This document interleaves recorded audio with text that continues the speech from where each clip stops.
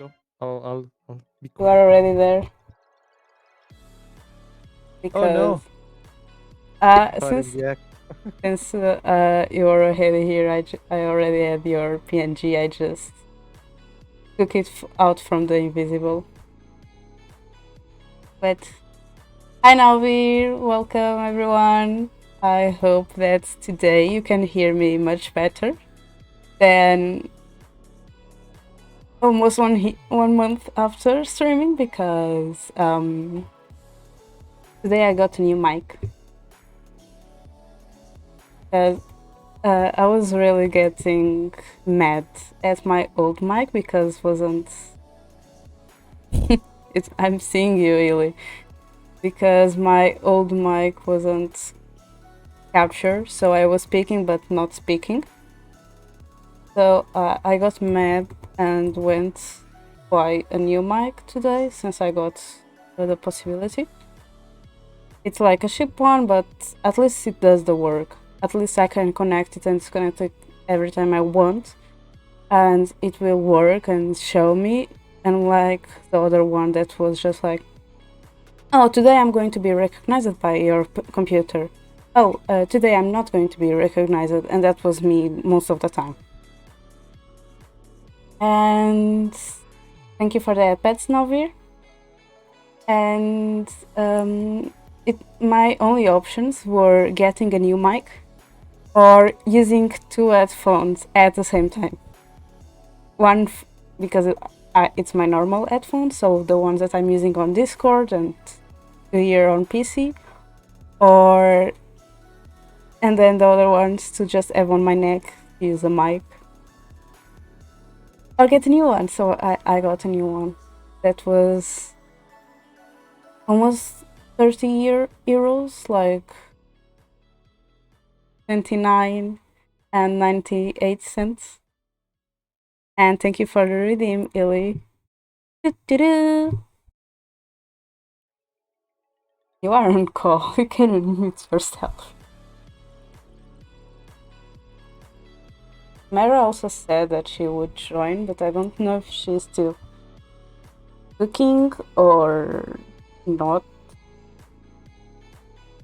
I will ask her. Because she was on chat earlier. Just need to find it. And Illy just disappears. Come back here.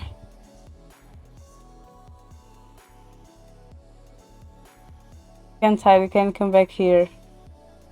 Why isn't... I don't want to see that I'm streaming. I want to go to Mera's. Please change...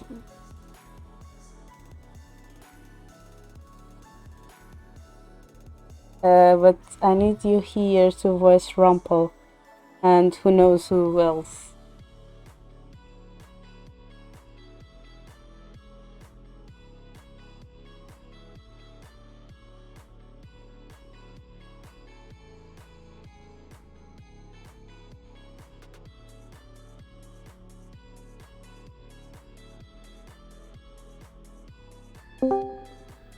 Welcome back. I don't know why, but every time I try to use my second monitor, my computer feels like starts to say no. Maybe it's because I'm using a TV as my second monitor instead of a real monitor.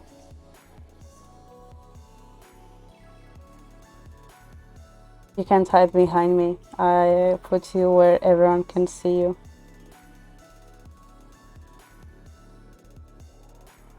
Yes, but the thing is, my computer seems slower when I use the... No, the thing is, if I'm not using, it's totally fine. But I can turn it on and not using it. But if I put something there, it feels like it's slowly. I don't know why.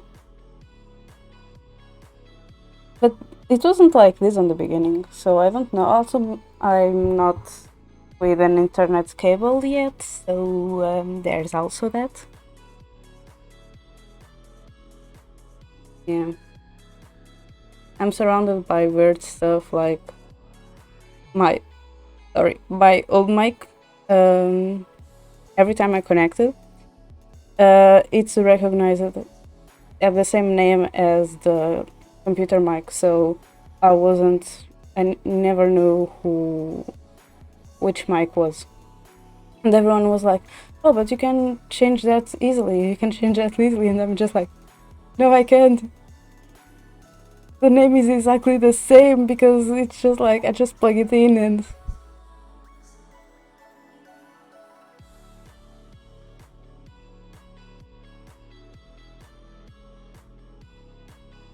Yeah, I think it's more like because I use a lot of things for the internet because I'm using Discord and game and then the stream.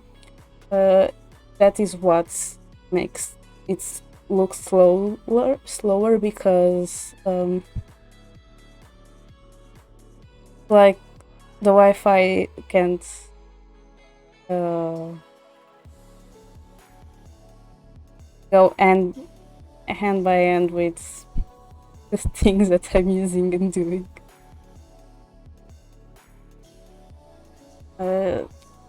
Maybe I don't know because in the morning I'm streaming.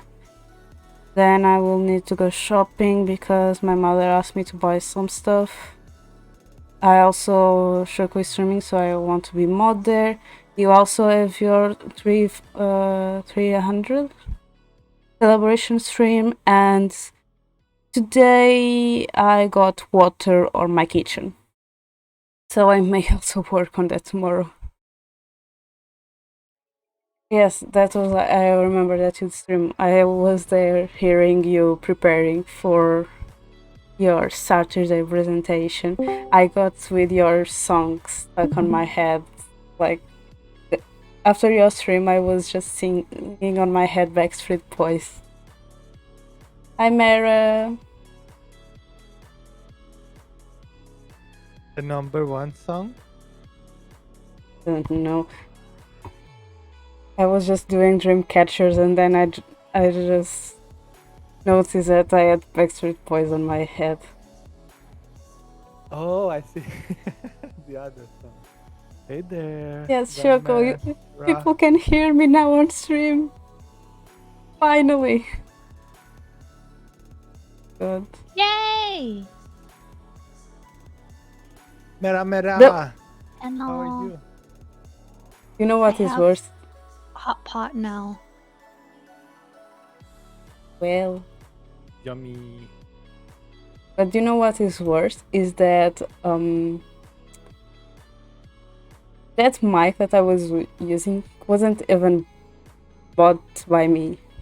It was like a Secret Santa's gift.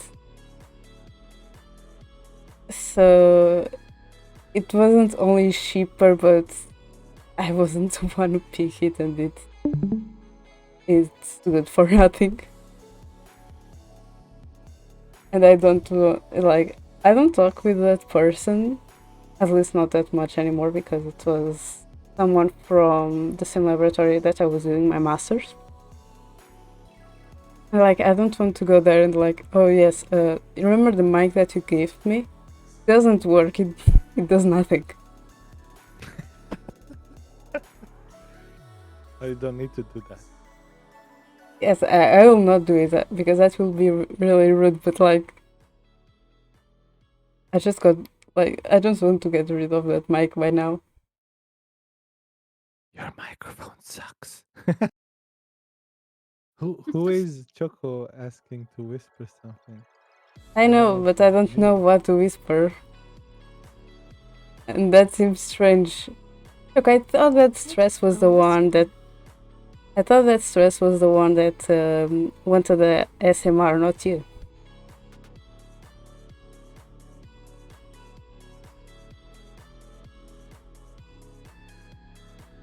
Few times where Shoko speaks Portuguese. It's with me or Navir. Hold on, I gotta restart Discord. But Shoko, I still haven't put the things that Illy said to the mic. I will just put that. after some time, because like the microphone is still like I'm still experimenting the microphone to see if it's good or not. It's a weird shape too. Welcome back, Illy, by the way. And I haven't put the things that Illy sent on a video of. I'll look at that more further on my to-do list because I noted I put a note there.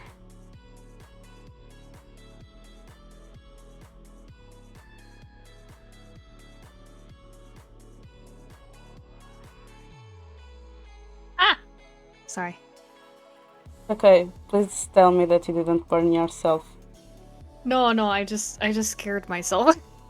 Cause I shifted my chair a lot, but then I bumped my mic. I got spooked. No, it's okay. I'll change to the green. Where? Well, Illy, it's floating.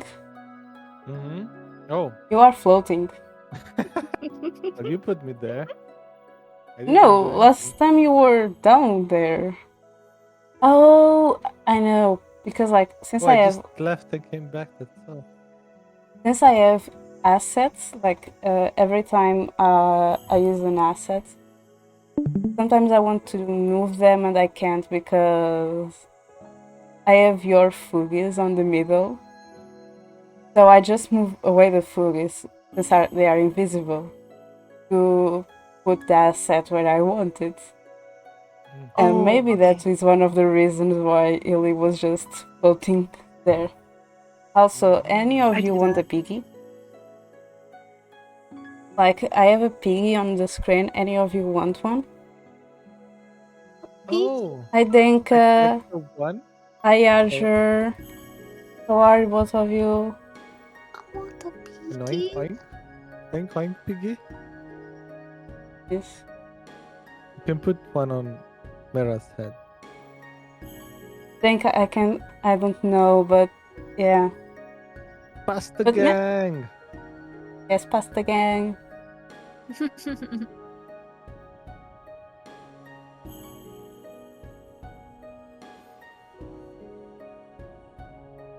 I'm doing fine too. I mean, I think that I feel kind of happy today since people can hear me now.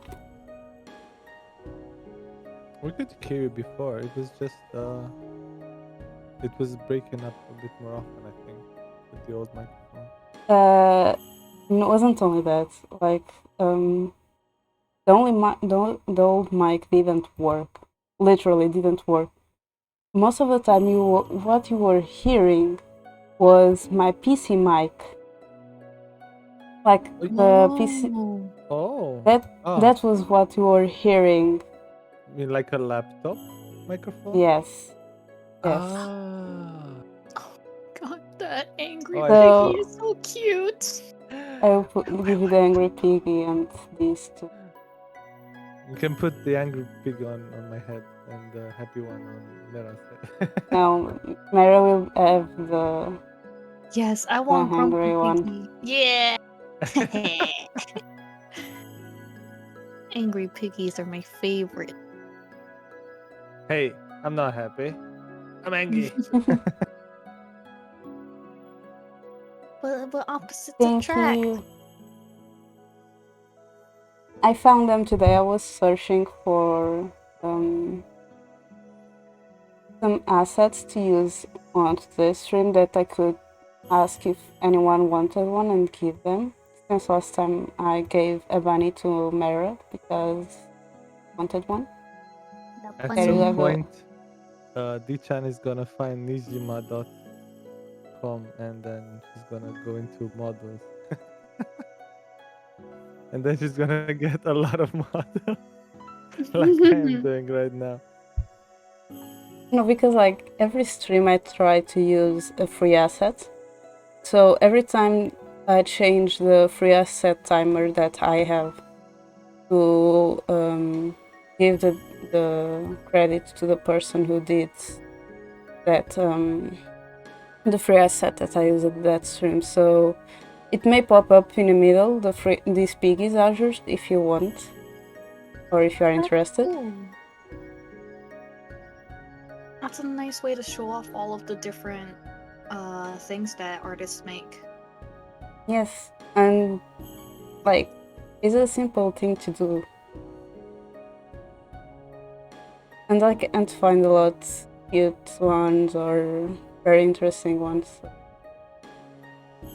I also actually asked Joko for an asset one time, and he just invited me to the VTuber Assets Discord, so I also use that a lot.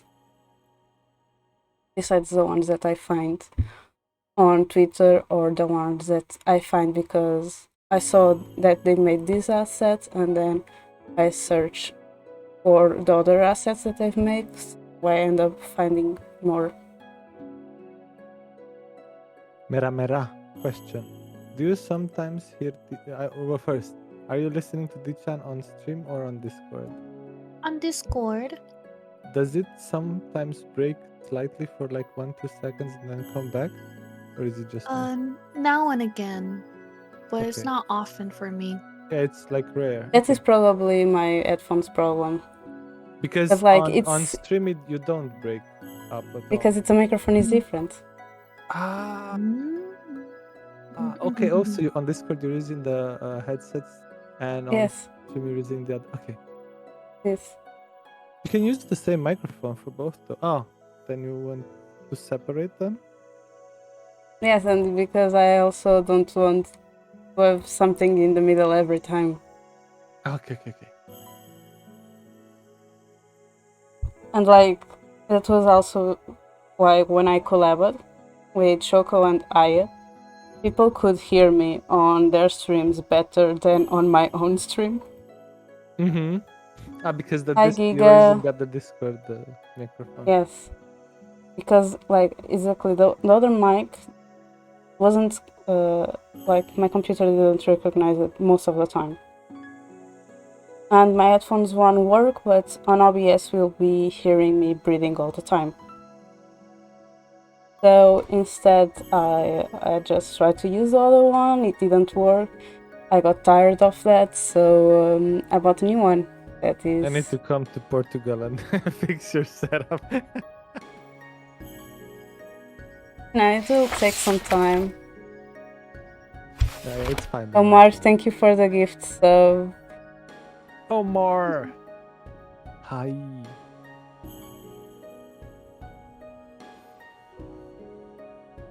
And I help to.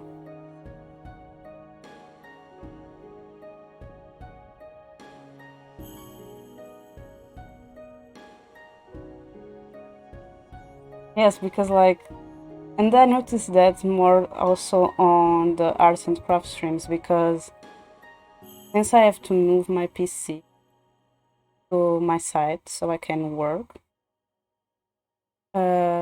most of the time people didn't hear me when I speak to them or barely hear something because it was using the PC mic instead of my mic. So I just add something, like I just add the mic on my desk, basically just using my space without even working.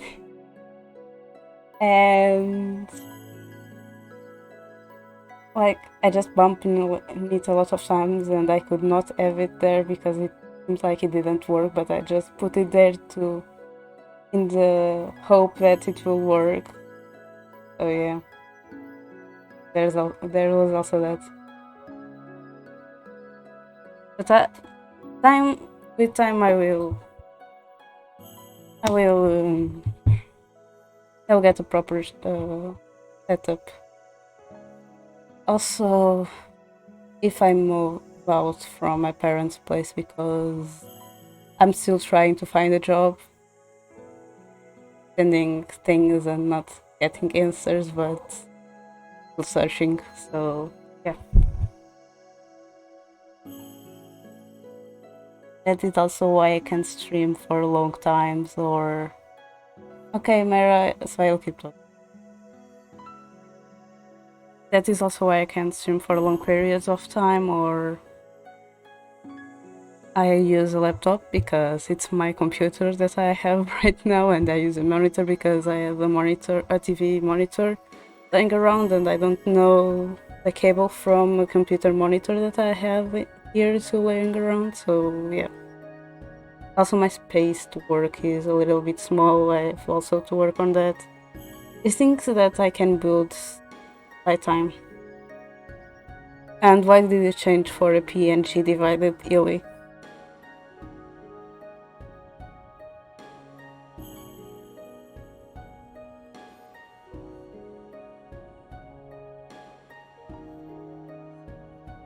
Little bit down. Illy is going to use PNG.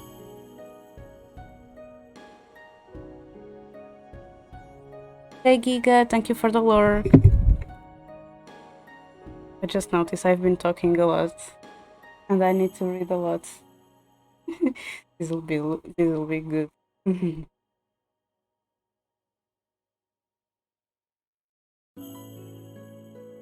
Oh, you put back your PNG. No.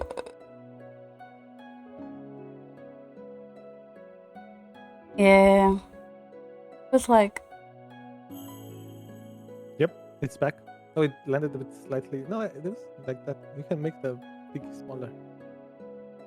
I think that put a bit bigger. Just trying to adjust.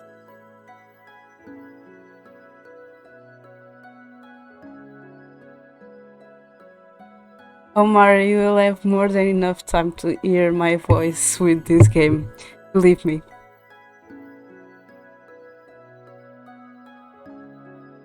You're gonna get bored of our voices. Yes, you more mine than yours because I'm the one that speaks the most. Also, I think that we'll not have Karma or Parfait today because Zeph has or had a collab with Kronos, so we'll probably not have a person for Karmas and Parfait.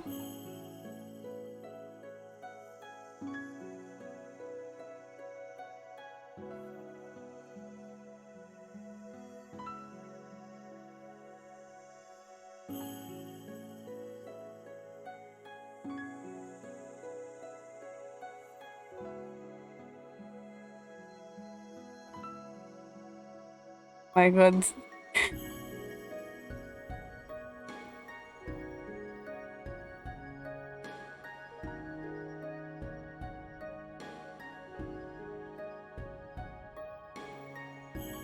Okay, I'm back. I'm sorry. Hello. Welcome back. Yes, welcome back. Thank you. I think that will be just the three of us. At least for now, because That's fine. Zeph had a collab with Kronos and no one knows anything about him, and when I wake up he was still streaming, Zeph so had a collab with Kronos, and Kronos ate him. but I hope it's not. more like Zeph stood up Kronos. Because the collab was at 2 p.m. GMT, EST. So like 3 hours ago.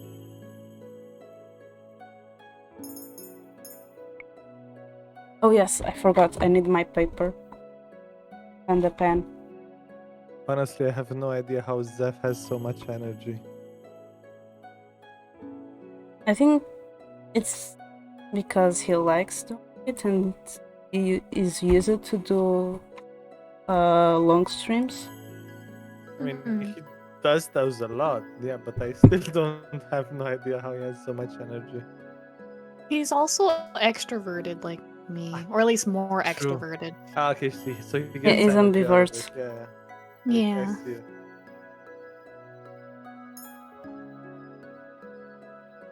I could never do it. I mean, I'm mostly an introvert. It's just the stuff that I do for my job that makes me an extrovert. Mm-hmm. I'll be honest. I think that I can do it because sometimes I forgot that I'm streaming. So I'm just playing the game. Yeah, like for me, Zeph ended stream around 9, 10 p.m., 10 a.m. So yeah, Oh my goodness. I was still hearing his stream 2 hours after I wake up. Oh no! That's concerning. And Danny I think was it was like playing 8 or Valorant with 10 him. hours at a time. No. And Oh, Danny was Dan is playing also Valorant with crazy. him and Saita. The three of them were playing Valorant together until that time. So yeah. And Dan is like in Europe. He's not even in US. Yes, I was looking and I was like, Danny, why are you going to sleep at 7, 8 a.m. again? Why? Because Danny left, but Saita and Zeph still went for some time after. I mean, to be honest, when I was a bit younger Choco, than right now, I could do it, but I could never do it. I mean, I think that I'm the same as I was when young. And Choco, you are sipping, but you do the same. Don't forget that before you went to work in the morning, I went to sleep and you stay up, and then I wake up and you went to sleep. Don't forget that. Oh no. Yeah. Choco doesn't do it on stream. That's the only difference. Doesn't do it on Yes, stream he does it anymore. in hiding. Long ago was like, what? 3 months, 4 months ago? Isn't that long ago?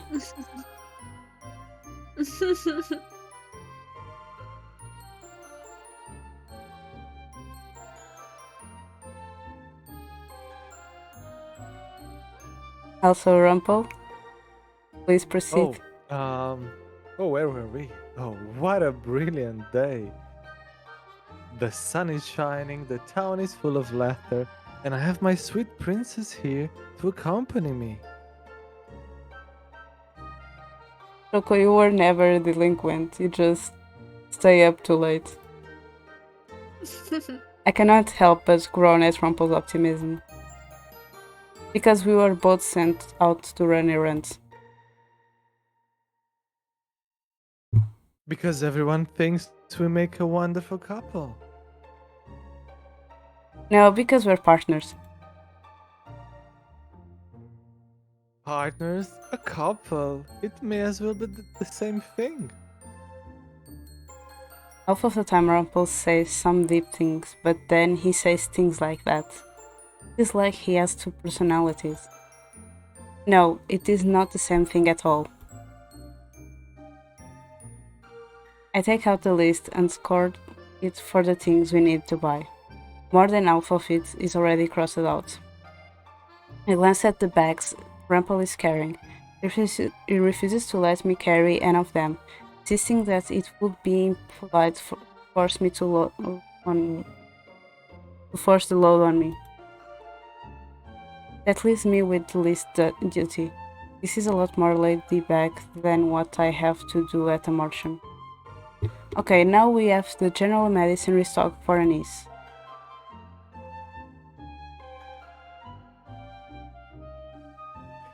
My area of expertise. Never fear, my sweet princess. I will find everything we need. We already have a list. But Rumple just hums enthusiastically as we continue on our way, and I am not entirely sure if he heard me or not. We arrive at the little medicine shop in the central plaza. A man exits through the front door, coughing so loudly people turn their heads to stare at him. I wait for the man to pass so that I can open the door to the store, but then I notice that Rumple hasn't budged beside me at all. His eyes do a quick scan on the man before he slowly begins to walk through him.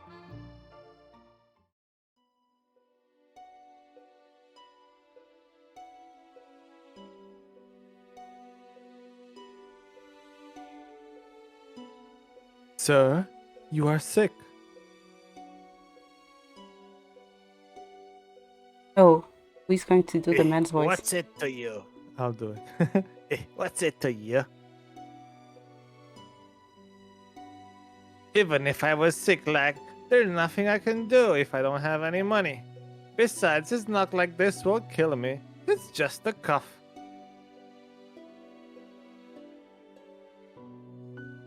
How long have you had this cough, sir? It seems like such a minor thing, but Rumpel suddenly looks so serious about it. He looks at the man with his eyes slightly narrowed, as if trying to see past him. It's been with me for more than 3 days.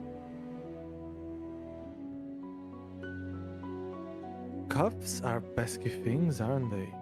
They're usually the last thing to go, but at least they're not deadly most of the time. Even if you can't buy the medicines, sir, there are other at-home remedies that might help with your cough.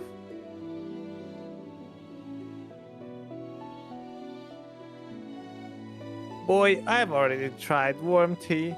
My wife's given me enough of that.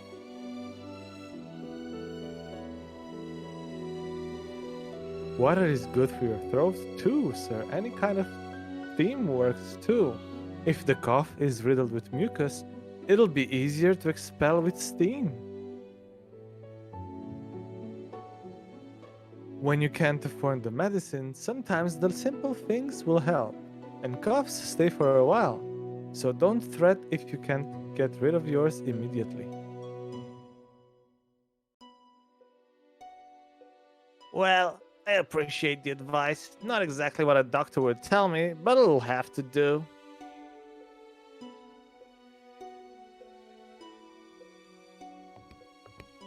The man thanks Rumpel before walking off. I notice Rumpel looking down at the ground, a rather forlorn expression on his face. Is what he said true? About what, princess? About doctors not giving advice about at-home remedies. Most of the doctors don't believe in such things. They always think that medicines work better than at home or herbal remedies. The medicines do help, but sometimes they are unnecessary. Yet he just gave him advice.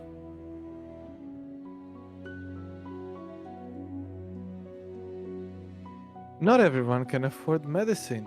Being a doctor means helping people, not taking advantage of their sickness to steal their money. Money was never a problem at the palace. Whenever I was sick, the palace staff made sure I had the best and most effective medicines. Do you remember what you were like as a doctor? I wanted to help everyone that showed up at my doorstep. Sometimes I couldn't, and it frustrated me. I prescribed medicines when necessary, gave advice other times, and when things were dire, I performed small operations. He does seem a lot more serious when he's talking about health.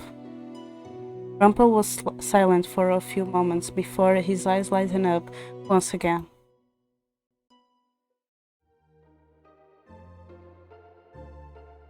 Anyway, shall we go stock up on our medicine?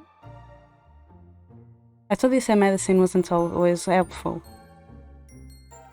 Because it's not, but I also know that Anis uses mostly herbs and that she tries to handle things without too much medication. She's quite capable. We enter the shop, and in no time at all, Rumpel spots the items on our list. We used up the rest of our money to buy the medicines and remedies that we need, and then we began to head up the tavern.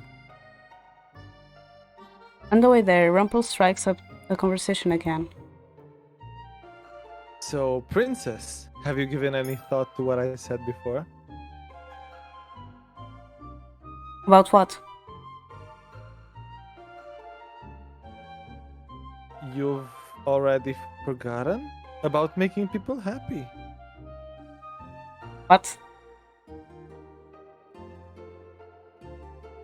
You know, you could make me happy right here and now by giving me a kiss on the cheek.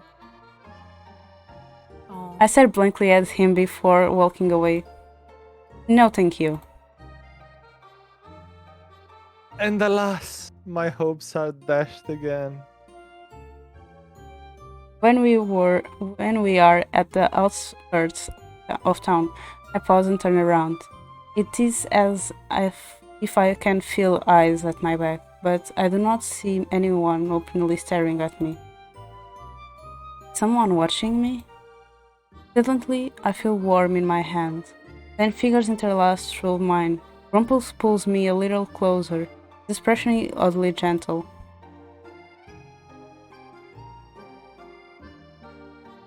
Don't worry, my sweet princess. You're safe with me. Ugh. Suddenly, his face is a lot closer to mine, and I can see his features more closely. It is like the night in the forest, except his face is not marred by the same shadows. There is caution in his eyes, but it is not directed at me.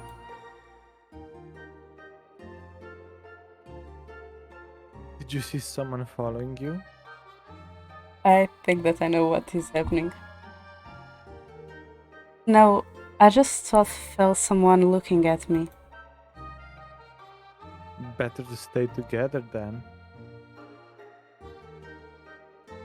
We begin walking again. The two of us begin to head up the Martian. Rumpel has all the bags in one hand now. He hums a little bit as we walk. It is remarkably peaceful, so much so that I do not even mind him holding my hand. It definitely feels a lot safer. I am so lost in reverie that I do not even notice when we turn and go in the opposite direction. This is not a way back to the Martian. On the contrary, it's just a more scenic path. Don't you like the forest, princess? The shaft of light coming in through the canopies, the soft blades of grass that tickle your ankles. Ugh.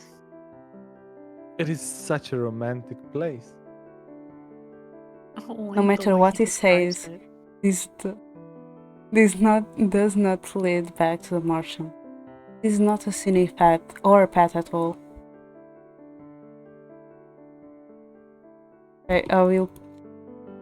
I'll keep walking because I feel that's the wrong answer.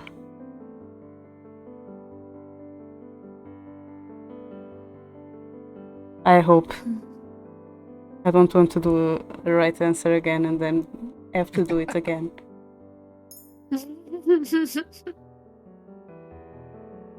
Oh my god. It is picturesque, isn't it, princess?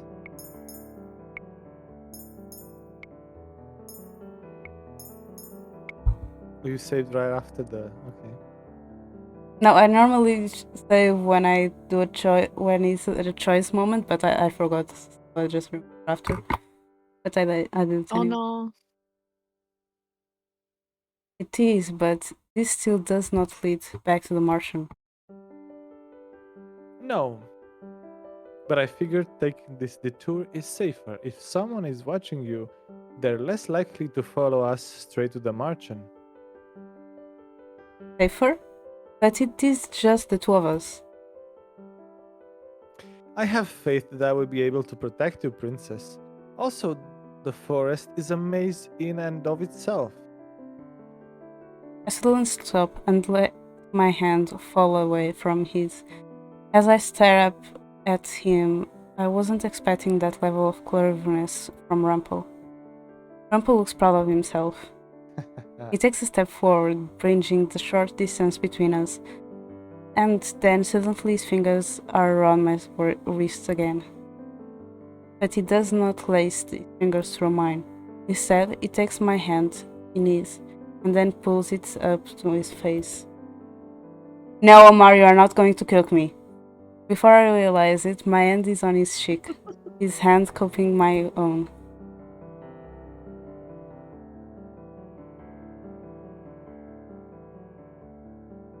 Princess, you can trust me. Always, I mean. I can sense that sometimes you trust me, sometimes you don't.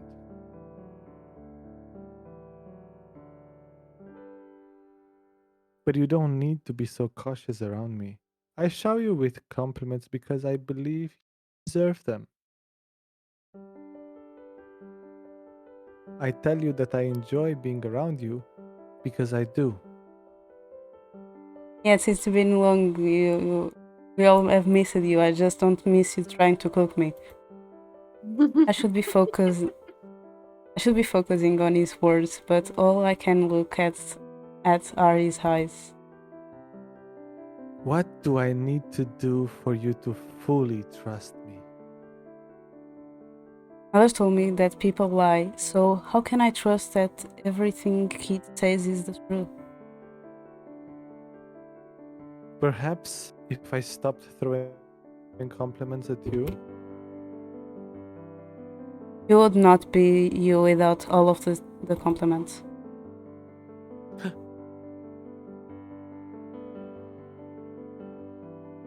What am I saying? I always complain about his compliments, but the thought of Rumpel without compliments is strange. so you do enjoy my compliments, sweet princess? No, I What? Words have deserted you? I understand. Being so close to me would have that effect on any woman. something bright and angry flares up inside of me. Something that I don't understand. I pull my hand away from him, eyes fall on my face. Feel it. I understand. Was it my big mouth again, princess? Come on, let us go back to the martian. I start walking ahead, and Rumpel rushed to catch up with me. I clench my fingers and let out a silent sigh. Rumpel was being nice to me again, but I always reject his kindness, because I cannot be real.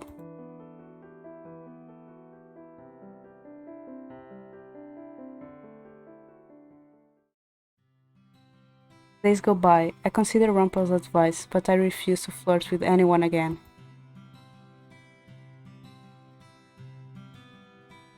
But I have no idea how to make anyone happy. Rumpel told me that I cannot make anyone happy without knowing anything about them and listening to them like I did with Anise. But what reason do I have to listen to people? It's so frustrating. Days later, Rumpel and I sit at the table waiting for our work orders. Rumpel is on the verge of a conversation when we suddenly hear Parfait speaking in the doorway. Rumpel picks up on the words before I do and rush over to the front door. Looked almost nervous. Who is at the front door? I excuse myself briefly, telling Anise that I will be back. I make my way over to the front door, and there I see three people in conversation. There is Rumpel and Parfait, and a very pale man. The pale man looks like Daddy himself, like he may just keel over. I can help him. Oh, where is F? You wanna do perfect? Mera, Me? Okay. Wait. if you want. She's. I'll try. Oh no, she's a nice Oh. person. How do I do that? Rumple.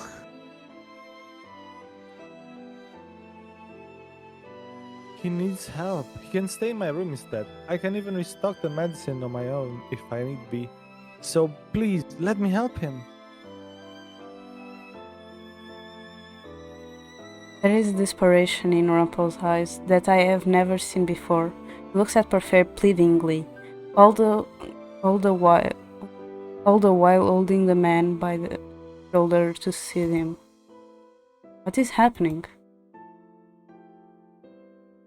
Princess, this man heard about Rumpel through one of the men at the tavern. I can read. He's sick and doesn't have a lot of money to pay for treatment. He came here seeking Rumpel. He must have been able to find this place because he was cursed. Does he even have the money to pay? Rumpel turns to me with a frown on his face. I have never seen him look at me so sternly. Princess, you remember what I told you before? He was insistent that a doctor's number one priority was to help their patient, regardless of their monetary situation. Take him to your room then, Rumpel. I'll have Bernice assist you if she's willing. No, Anis does not need to worry herself. I think she'd want to help you.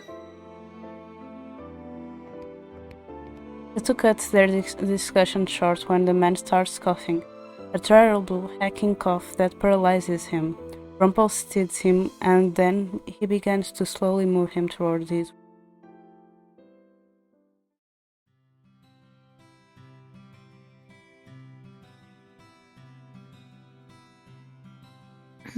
Don't worry, Princess. He'll be fine.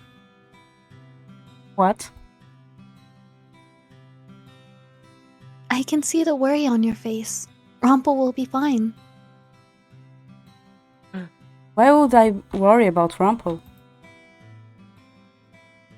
Because it's not like you to worry about someone you don't know at all. He looked so alarmed. I have never seen Rumpel look like that before. It is not like him. Rumpel knows what he's doing. I'll have someone else assist you with serving today, so no worries. Her faith comes through on her promise. When I go back to the bar, both Anis and Rumpel are gone. Karma, or Miss Karma, is there instead looking disgruntled. Waltz would be better at this. Why do I have to help?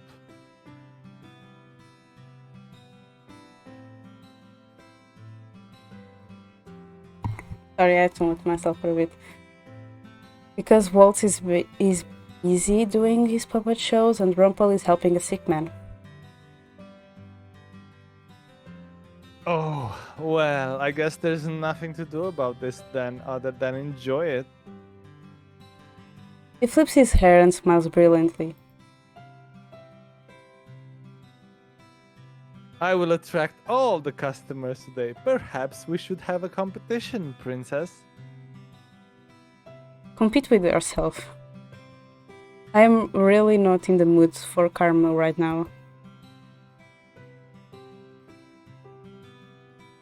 Then I shall definitely compete with myself, because challenging yourself is important. Oh my god. Karma picks up waiting tables fairly easily. I notice that he speaks very fondly to the girls, but they are not as receptive as they are with Rumpel.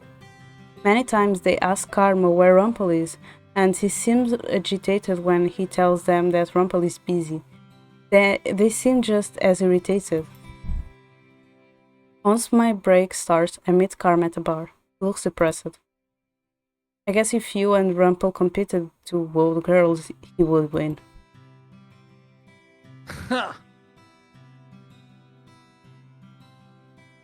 Darling, if I were to shed my disguise right here and now, I would be the clear victor. But you can't do that because of you. Sorry. Since without this disguise, a woman would flock to me. It is rather uncomfortable to have every woman in Angele fall in love with you.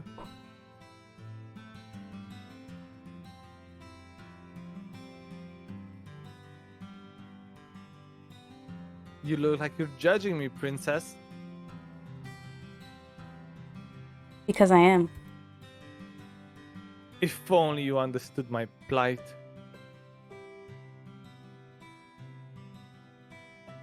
I'm happy that you are enjoying Omar. Also, if you want to voice anyone, you can join the call. I'm on the open call. Anyone wants to join and help us voice acting. More they than me because I'm not good at voice acting. Karma and Rumple may speak similarly, but they are still so different. Karma is the type to complain. Rumple never complains. He's overworking himself for someone else, just like he went out of his way to apologize to me many times. My heart sinks a little bit as I think of him and the niece helping out the sick man. Rumple did not even want a niece going up there, so he probably wouldn't want me up there either. I could try to go visit him, or I could go back to my room.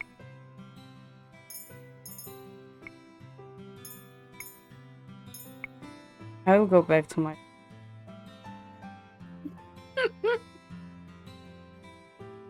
Are you really trying to get away from me, princess? Yes. I would. Come on, he's a good boy. I'm I not don't saying want- that he isn't. Yeah, I just don't want that to grow on me. I should not bother him. What was that, princess?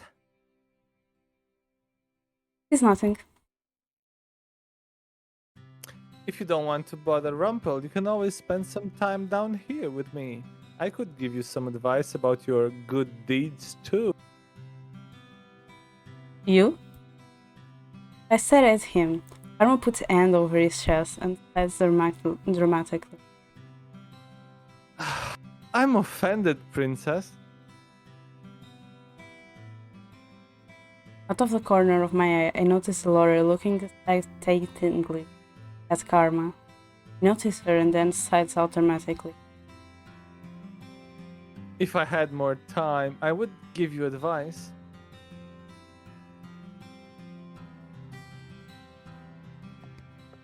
Karma walks off. I consider his words. Then, after a few moments, I shake the words from my mind and start walking. As I'm heading up to my room, I hesitate, knowing Rumpel's door is close by. Earlier, he looked so stressed. I think I should go see him. I make my way over to what I think is Rumpel's door. The door is slightly ajar, and I hear ushered voices on the other side. These voices definitely belong to Anissa and Rumpel. I slowly push the door open and quickly step inside. Why? The game knows. Rumpel and Anissa are standing over the man, who is covered in blankets and coughing. A series of bottles sit on the table close by. None of the herbal remedies are working. We need a medicine for this. I'm sorry, I don't have any more money to offer, Rumpel. Anis, please don't sound so sad. You've already tried helping as much as you possibly can. It's my fault for promising to buy the medicine that we need. I glance at the table where a list is sitting. Beautiful cursive handwriting details everything that the patient needs. Everything is circled, except for one medicine at the very bottom that has a star next to it. Is that Rumpel's handwriting? Suddenly the two of them turn. They both look shocked to see me.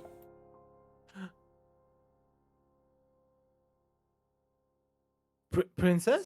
What are you doing here? I came to see how you were doing. Princess, I'm fine, but... He glances down at the man on the bed, and he sighs out a little bit. We've given him what we can, but the one medicine that we need is something we can't afford. Even with the money I'm getting from Lady Parfait, it isn't enough. I walk into the room and glance at the list. I look over at the total for the medicine, then at the coins on the table that I hadn't noticed before. Did Rumpel lose all of his money for this stranger? What will happen if you do not get this medicine? Without this, the infection will spread and he could... He goes silent as the man starts coughing again. I can read the answer in his eyes. Even if he won't say it, the man could be in terrible danger. He could even die.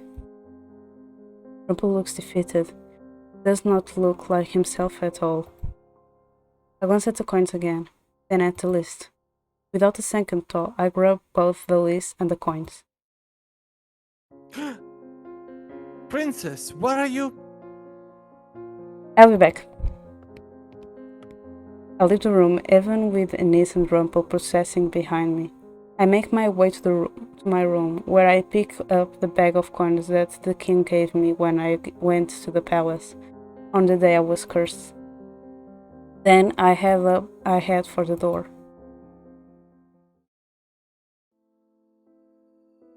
I immediately head for the medicine store that we always frequent.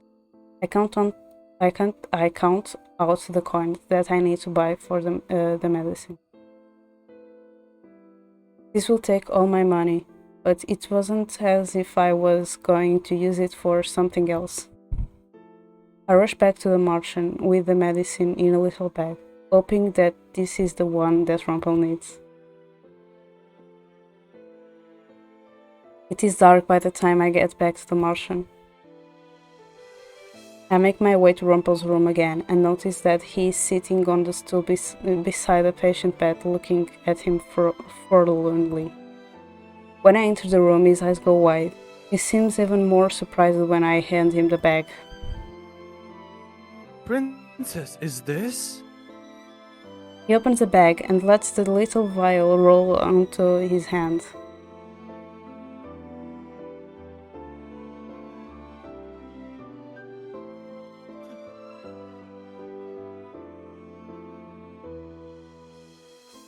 How did you buy this? I combine your total with the money I have left. Rumpel just stares at me, clearly flabbergasted. Then his expression morphs into something softer, something more relieved. He steps forward and suddenly his arms are around me. He grips me tightly, and then I hear his voice in my ear. Thank you so much, Princess Diviana. Sorry,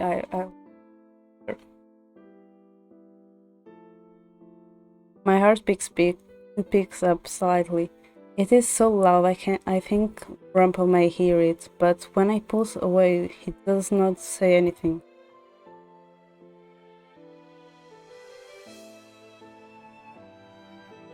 I'll have to thank you for this later, Princess. But for now, you should leave. I don't want you to get sick. I am too dazed to disagree. I nod my head quietly before moving stiffly toward the door. I glance back at Rumpel one last time, noticing that he is checking the man's temperature. The moment I leave the room, a flash of light emanates from my chest. I absently touch the glass slipper at my neck, and then pause as I stare down at it. I feel a soft gasp leave my lips when I notice the fragment of a second slipper.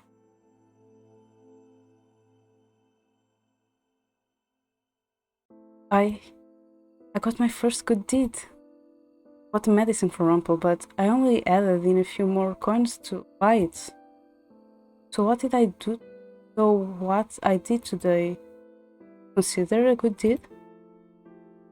I'm confused, but at the same time, I'm pleased that I actually managed to get a good deal. I only need 2 more.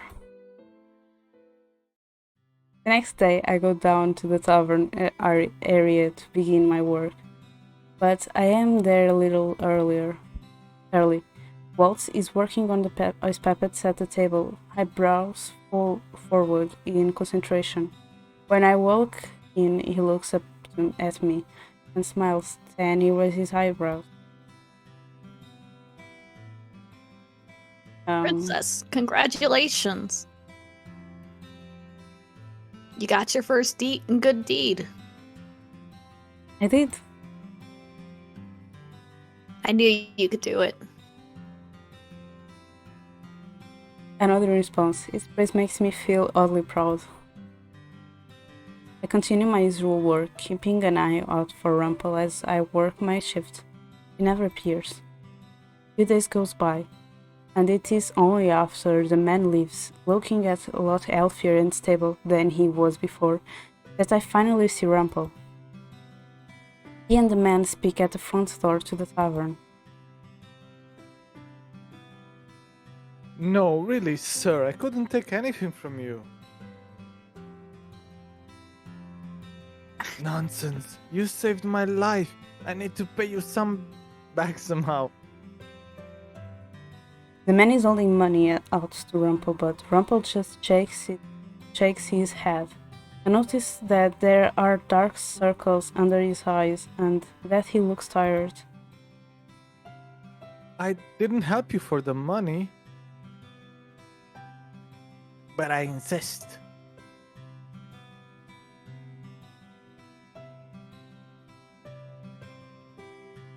That... Wait, that... It's not loading. That money could be spent on better things, like your family. Wasn't loading on Discord or On on Discord. Twitch? Okay. Twitch is fine. I'm looking at Twitch now.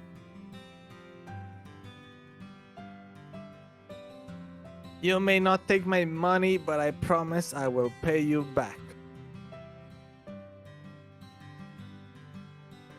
Your health is all the reward I need, I promise. I can't thank you enough. After the man leaves, I approach Rumpel. He turns to me and leans against the door. His smile still tired but bright. Ah, princess! Come to heal my weary body, perhaps? I would so love another hug. Oh my god. I don't mind hugs, He but deserves the way it, you don't you? Oh my god. No, the thing is, I don't mind Oh, giving him a hug. Yes, he deserves it, but the It's way just he the way he says it, says it, man. yes, It's the dialogue. I can't do anything way- about it. yes, but No, my not problem you, in Illy. Mera's, You're fine. like my problem with him, me and Mera is just, yes, we don't mind him. The problem is just what he says. Like, yes, I was totally going to hug him, but as soon as he opened his mouth, I just want to It punch makes me him. want to punch him. Yes, Dijon. I understand it. I understand it. It's really hard to make it sound any less annoying than what he does, but No, there's nothing No, you can no. do. You're You are doing perfect. it fine. You are doing it fine. Like, I'm saying The it's fact that we not your want problem. to punch him means you're doing a good job. Yes, it's like it's because of how the character is constructed. And thank you, Omar, for the redeems. Everyone hydrate, stretch, and pause a I'm check. really rooting for him right now, but the dialogue is not helping at all. Illy's just that friend on the background, like, go, go, go. And then face palm because his friend just opened the mouth and said something wrong. Yes. Exactly that.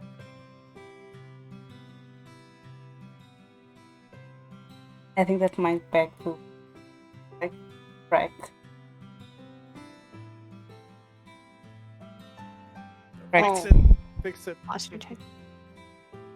Yes, Posture posture check. I was actually stretching to when I said that my back was cracking. Because my posture is actually fine. The only problem now is Thank you for that, Illy. Now that I have a good mic, my next step will have a chair so they can stop Oh my god, I going like remember the chair. judging my hair. No, the worst part is when I just comes there like, oh, my Wait, hair is wait. similar to yours. Or- Why are you blushing? Like the character just blush. My face becomes hot at the memory of Rumpel's hug. Rumpel's hug from the other day. The natural rouge of your cheeks is so sweet, princess. It makes me feel infinitely better. And your necklace seems different?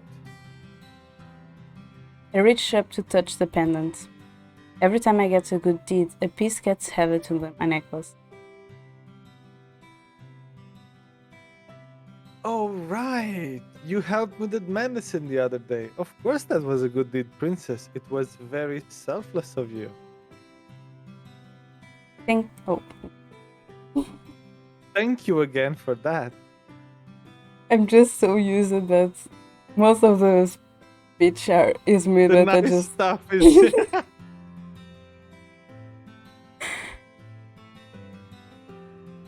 That man tried to thank you, but you refused his money. Why? And why did you spend your money on him? Because life is invaluable, princess. No amount of money could ever be more important than a person's life. Even if it's someone you don't know. You do not know. Yes, because everyone has a life, princess. They have loved ones, families, sweethearts.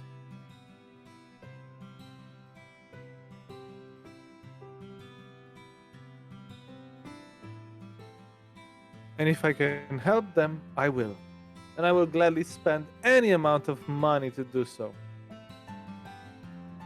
Okay, fine. But why did you not accept any money from that man? Because no amount of money. You needed that money. How are you going to buy more medicines without any money? Rumpel's eyes widened. He was clearly not expecting me to ask that question. But he said before he didn't have much money, and it was true. I can't take money from him when he doesn't have much of it to begin with. He was thanking you with money. You should have accepted it. Orphe pays you, does she not? Rumpel's shoulders sagged when his eyes.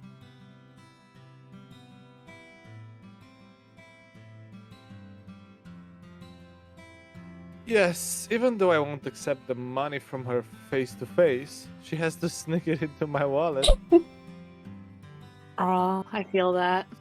I just imagine like Orphe being the sweetheart that she is, sneaking up to Rumpel's thing, just money there. Does backwards stealing.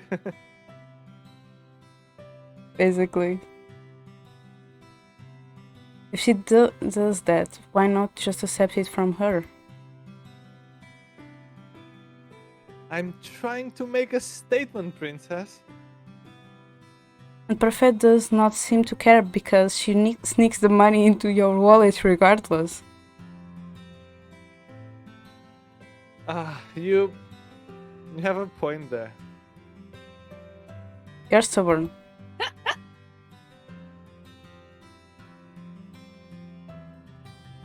We both are. Mm. Now I have a question. Why did you use your money on that man? You knew nothing about him.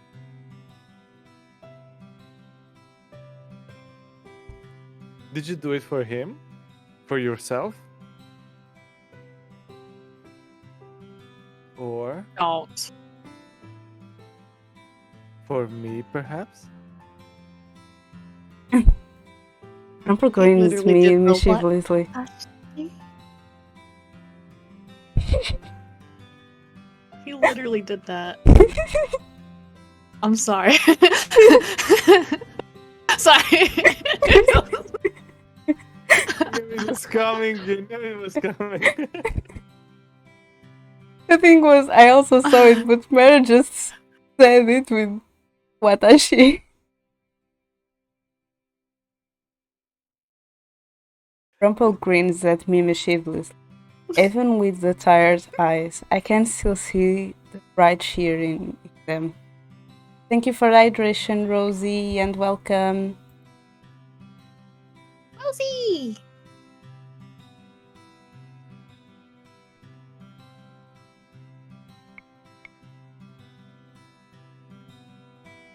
Hit the nail right on the head.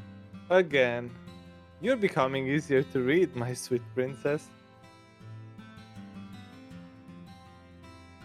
Well, no matter why you did it, thank you. That medicine was necessary to help that man.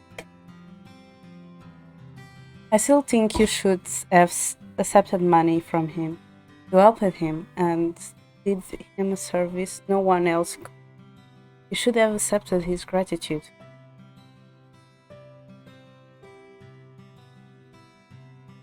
Princess, I told you.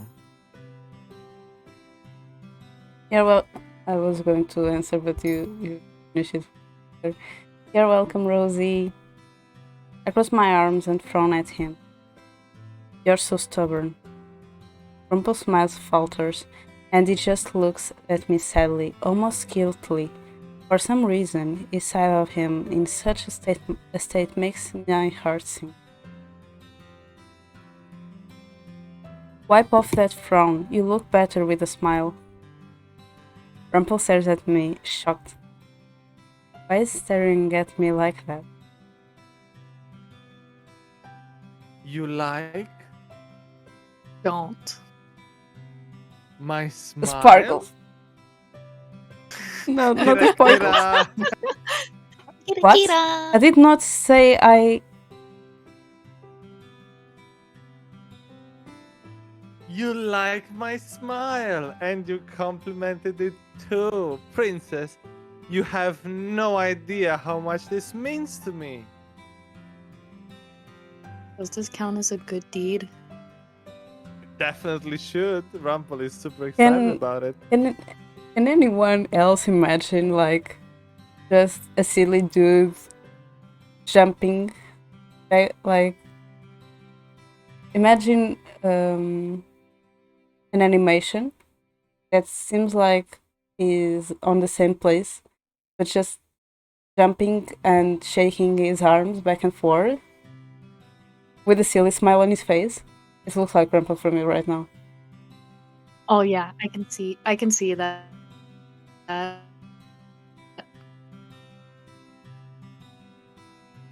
Grandpa throws his hands in the air. I resisted the urge to roll my eyes at the Everyone exaggerated thinks reaction. Rumpel is shallow.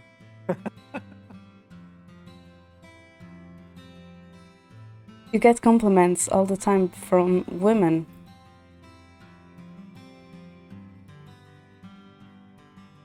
Yes, but none as honest as yours. That compliment is valuable because I know you absolutely meant it.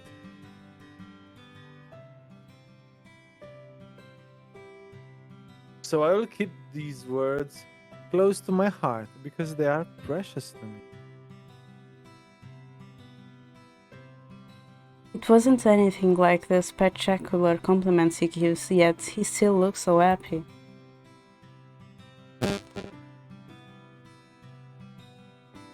Mera You two will seem to do. be getting along. Sorry, I'm just seeing that I have 4 notifications on Discord, but then I will check and I only have 3, so I probably, my Discord just read the message without me reading the message. Rafael appeared behind us with a smile on her face.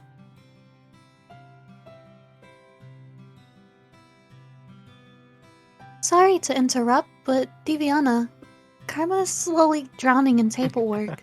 Would you help him? Yes, of course. Rumple looks disappointed as I am sent back to the bar, where Karma expressing immediate relief that I'm back. Rumple retires to his room early that day, and he is given a day off. Both Laura and Perfect can see the tiredness on his face just like I can. He does not reappear for the rest of the day. At the end of my shift, I retire to my room. When I get downstairs the next morning, I am met with a familiar sight. Both Karma and Rumple stand on opposite sides of the table, their voices rising in argument. They are fighting again? I happen to catch their words as I walk quietly down the stairs. Who are you to criticize my work ethic when you were gone for several days, leaving me with your workload? Oh no. Yeah. Yeah, Wasn't I was like I expecting wanted this. to. And who are you to criticize how I work? All of the ladies I spoke to said that you showered them with compliments. What kind of professional behavior is that?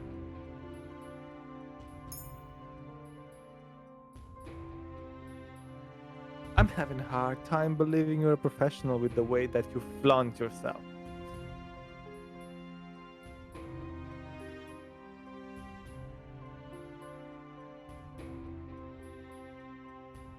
At least I don't flirt with people to attract their attention.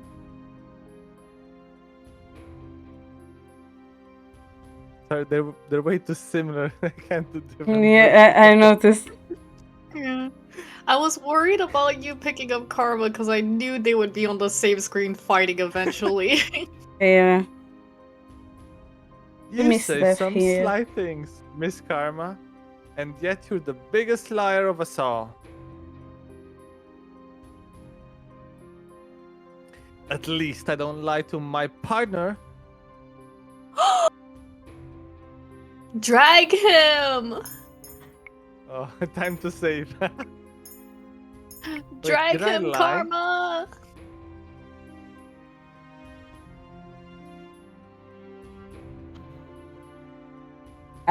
It sounds like tea here. Or it's just What's me. the wrong choice? I hear tea. I think that the wrong choice will be watch from Yeah, I afar. guess so as well. Right?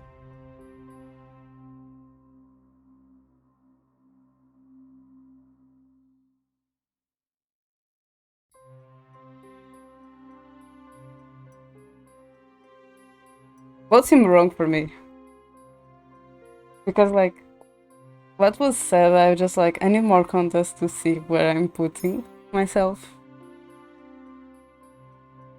It's their fight. I have no reason to jump in to defend anyone.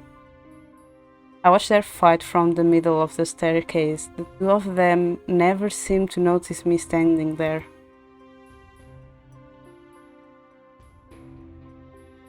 I have never lied to the princess. Sometimes people might assume different intentions of my flattery, but I never lie.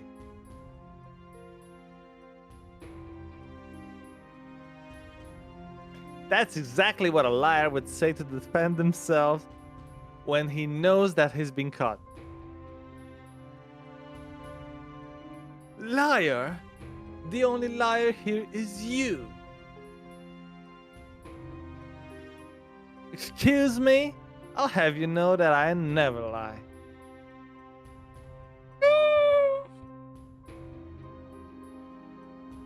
Then what's this about Miss Karma, One moment you say it's a disguise, the next moment you say...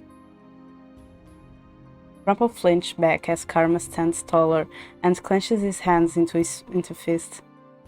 I began to make my way down the staircase. I came to a stop in between the two men, who seemed surprised to see me. I am about to speak, but the sound of footsteps distracts me. You two are at it again? Julian stops at the table and frowns at them. Both men glance away from the air-cold gaze. Karma murmurs something before excusing himself. Rumple looks down at the table. His eyebrows knit together with frustration. What is wrong with you two? Can't you just be civil with each other? Julian, you're never here to see how these fights start. Karma is every bit a beast, attacking me for no good reason at all. But with your keen eye, you should be able to discern that, right?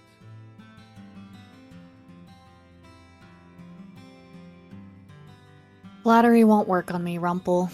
And second, I doubt these fights start without any bit of prompting from you.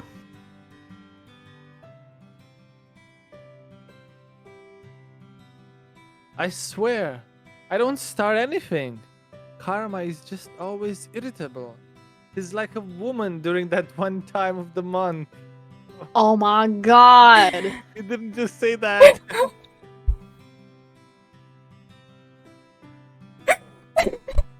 Jurian, punch him. Yes, please.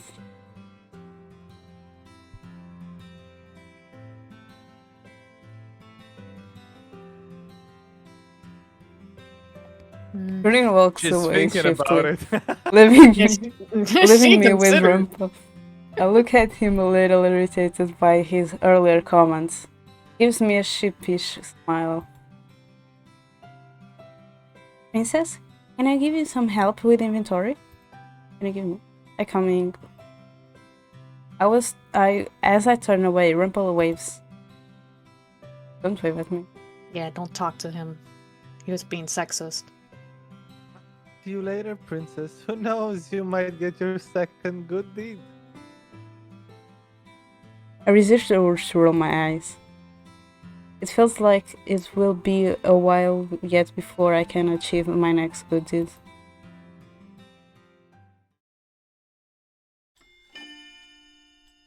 Woo! Strings of Chapter Fate. 6. Just because it's a new chapter.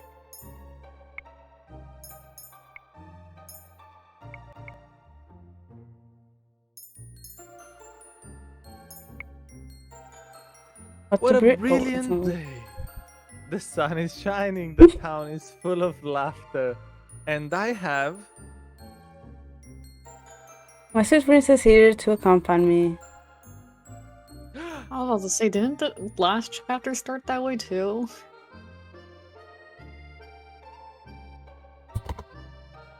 It sounds like I'm getting easier to read too.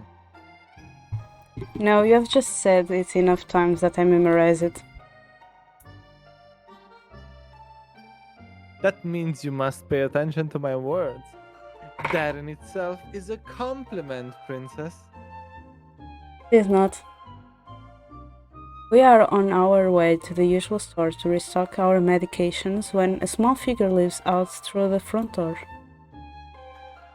She stares at us with a lost look on her face. Rumple reacts immediately, making his way over to her with a broad smile. Madame, I can't help but notice the pained expression upon your beautiful face. Is there anything I can do to assuage your worries? I don't know who this person is, but they have eyes, so they will appear She's more. angry. I like her. I don't know if it's angry or surprised or both. Hold on. Well, what did you say? I Seeing your lovely face. Oh, go. I don't know if I don't know who she is because from the roads that I have done and from that beginning, I don't ever know who she is. Oh, But- she's never appeared before. Yes, but she has eyes, so it means that she's important. She's a character Okay. that will appear more often. She's a redhead with green eyes. She's definitely awesome. You know that our character has a similar appearance to her, right? True, true. Oh, yeah. Oh. I didn't even notice that until you said that. Mm.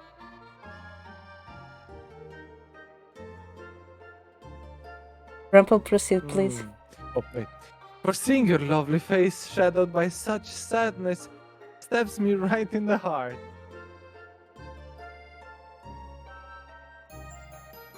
She's woman so far, I guess. She looks sad. Her face changed. She looks sad. Hmm. Wait, she recognized me maybe? I think so. Gomer stares at Rumple, dumbfounded. His smile wavers and he takes a step back, studently looking alarmed. Oh, I'm sorry. It's you. Huh? I'm sorry. I'm so sorry. This is Oxford. This is awkward, madame. But I'm afraid I don't know you. What?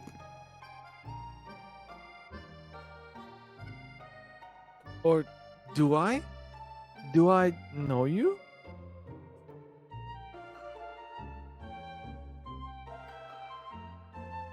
I feel sorry for her. Hmm. I take a step forward and look at the woman flatly. He has been cursed. He has amnesia.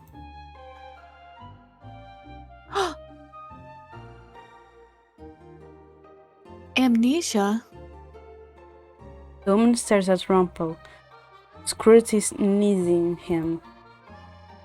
You do seem different. Changed from before in any case.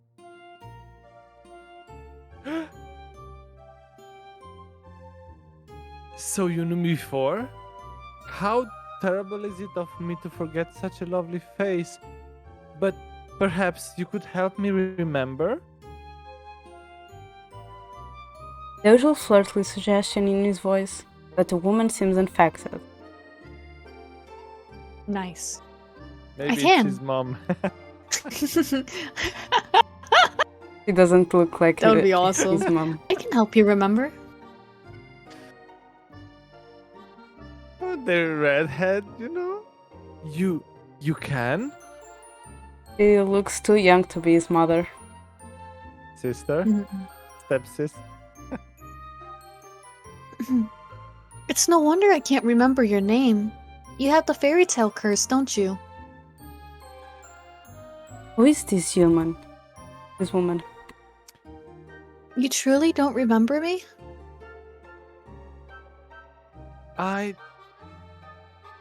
I'm sorry.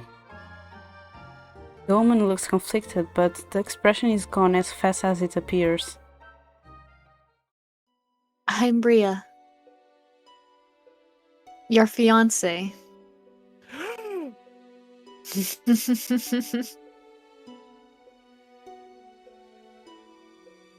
What were you talking about his mother? What?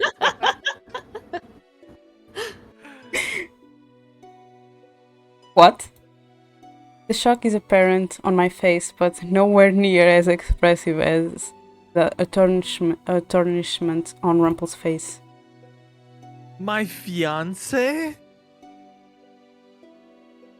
He has to be lying. How can Rumple possibly have a fiance with the way that he is? Hey, come on. He's a good boy.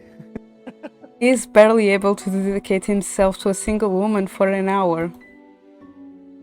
Raya takes a step forward and takes Rumple's hand in her own.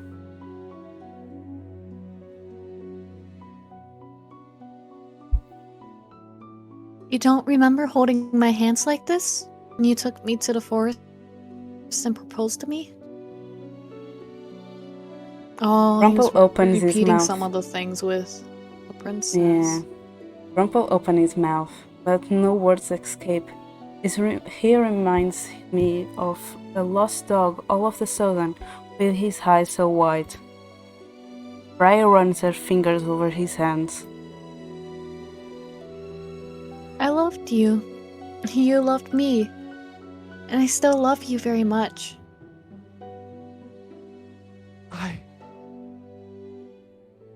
I don't remember this. How can I help you remember? Rumpel's voice is faint, but still he tries to smile.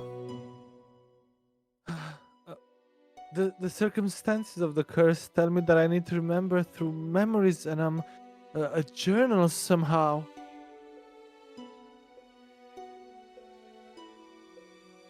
A journal? I have your old journals. I can show you the very first love letter you wrote me.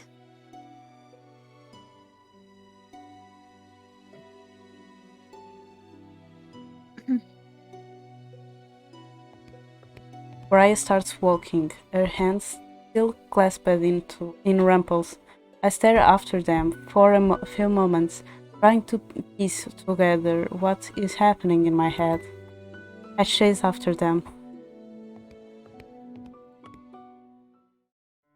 Briar enters the house, one that Rumpel stares at in a way. When she comes back out, she is holding a journal. She hands it to Rumpel, then opens up to the first page. This is a little embarrassing. There it is. You compiled your letters into a journal. That's so cute. Rumpel slowly reads over the words, and I notice a strange glazed look come back into his eyes, as his expression grows more somber.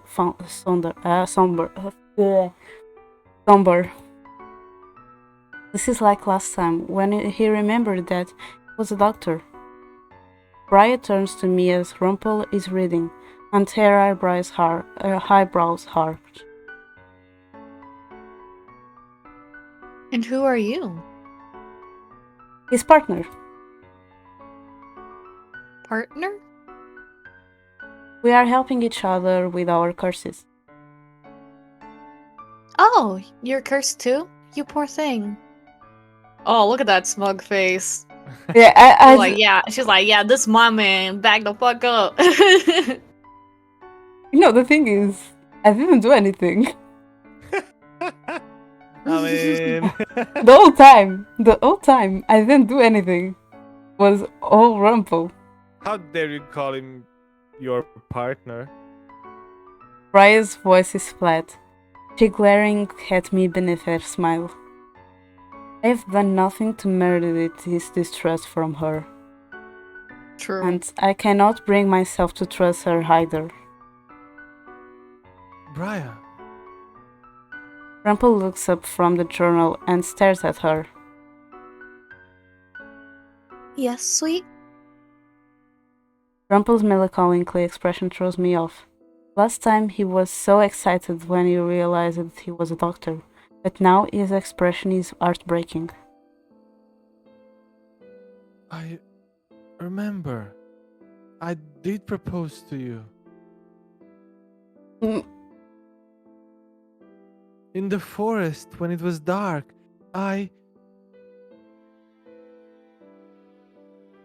You set up little lights around the clearing. We spoke for a while, and then when you got down on your knee, you dropped the ring. It had fallen in the roots of some tree. We only noticed it when a bird came down to pluck it out of the bramble. I had no idea what you were looking for, but I still chased after the bird. And you got the ring back, and you knew. Rai holds out her hand, and I notice a beautiful red-green gem ring on her hand, a ring finger.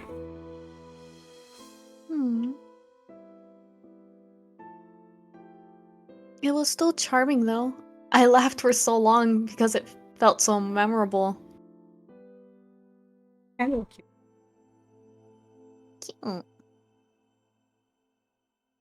Plucking your engagement ring out of a bird's beak.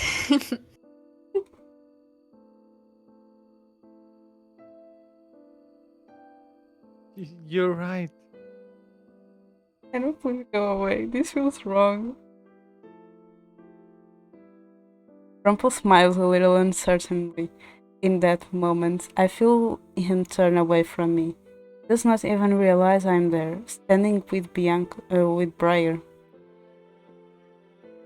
Why am I feeling so uncomfortable? Because you're third wheeling. Yep. You said you were helping Rumple with his curse, yes? He turns to me.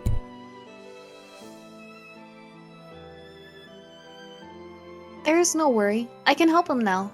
This is what couples do. I have to force the pity out of my heart. I have to force myself to think rationally. Something still seems off about it. But Rumple remembers. Which means this is the truth, isn't it?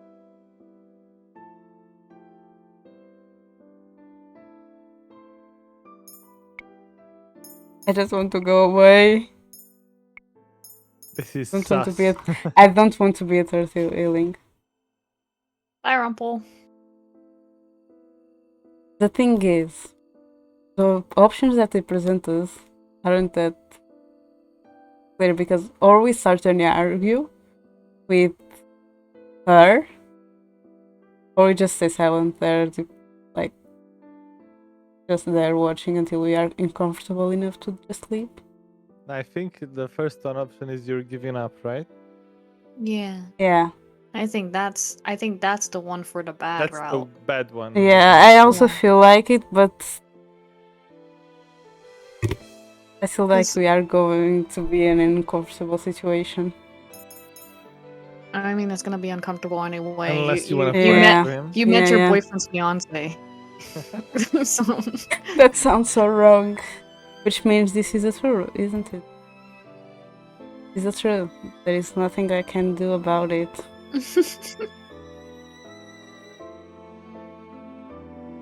Don't worry, dear. I can help fill the gaps for him. And his journals are at our house. You've probably already helped him by simply being there for him this entire time. Tell me, Tell what do me. you go by? What do you go by? Oh wait. Sorry. No, it's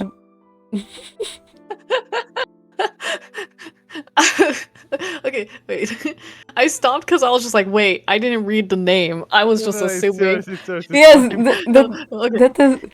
That has been my problem too. So don't worry about it. We are just Okay. focused on the story. We don't even read the name that is there. We're so immersed. Yes, we want more.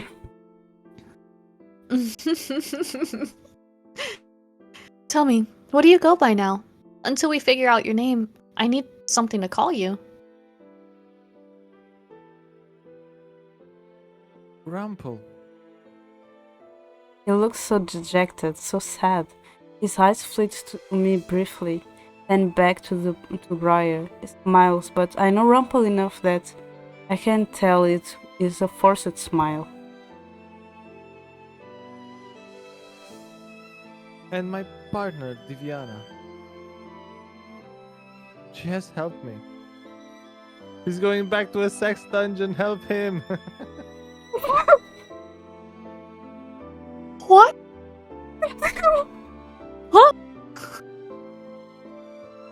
Illy, do you want to give us an explanation? Going to what? Illy? He has that sheepish look. What is that? No, it's not that. It's what did you say?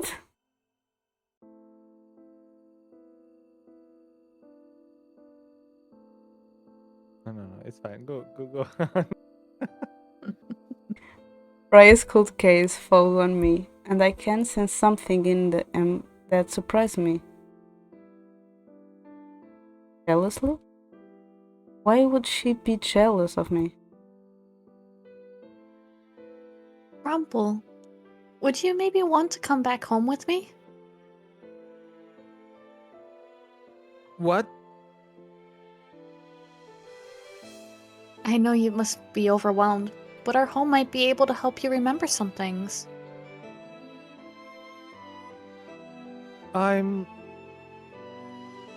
I'm sorry, I actually have a patient somewhere else that I need to attend to.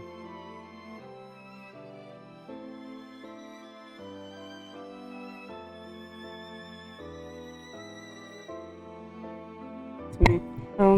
Raya's eyes flash briefly. Her frown is there for a few seconds before she smiles again. You always were good with your patients. I'm sorry. It's okay. I understand you're overwhelmed. But remember, now that I'm here for you too, I want to mend things.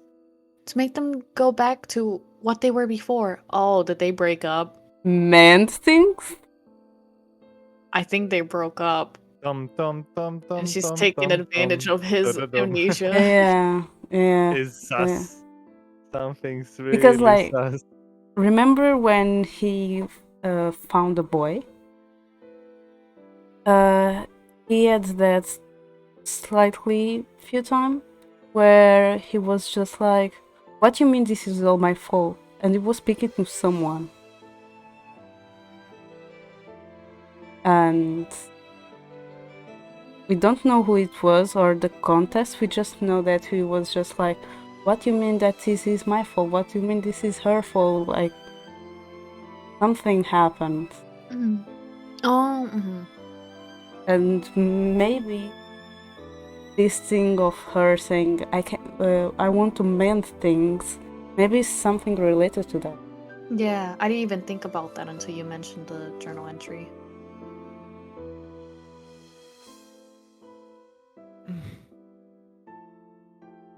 How about you look over that journal and then we meet again tomorrow?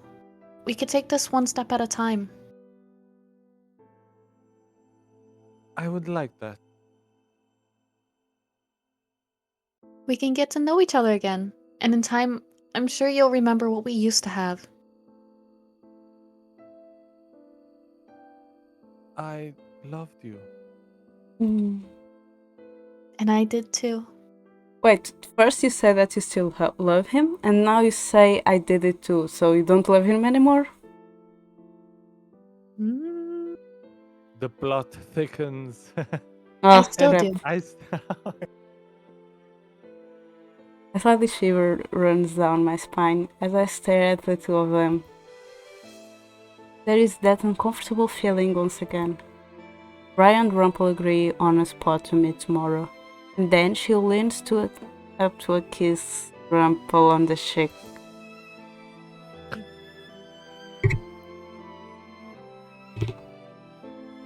Puts her hands on his cheek as she walks off with a gentle smile on her face. Are you okay? He looks at me and for a few moments, I feel that his gaze lingers longer than it normally does on my own eyes. Then he smiles and laughs. Of course I am, Princess. I just remember something about my own past. I'm guessing that the second entry has appeared in my journal by now. I can't wait to get back to the merchant to read it. Bria has the rest of my journal, so I might truly be able to remember everything if I talk to her. Including your love for her? Oh no, oh no. Don't tell me that ending. Oh no.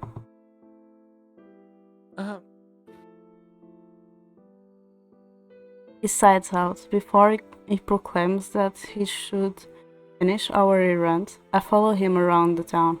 So the scenery lacks its usual vibrancy. Rumple doesn't speak to anyone, not even the girls, while we walk as he keeps his eyes focused on the ground. And then he speaks to the shop owners. His cheer is lukewarm as the best. I got my water fell. I tried to start a conversation with him many times, but he shies away from talking. I feel like there is something he is not telling me. When we arrive at the Martian, Rumple quickly excuses himself, not even sharing his epiphany about his past with anyone.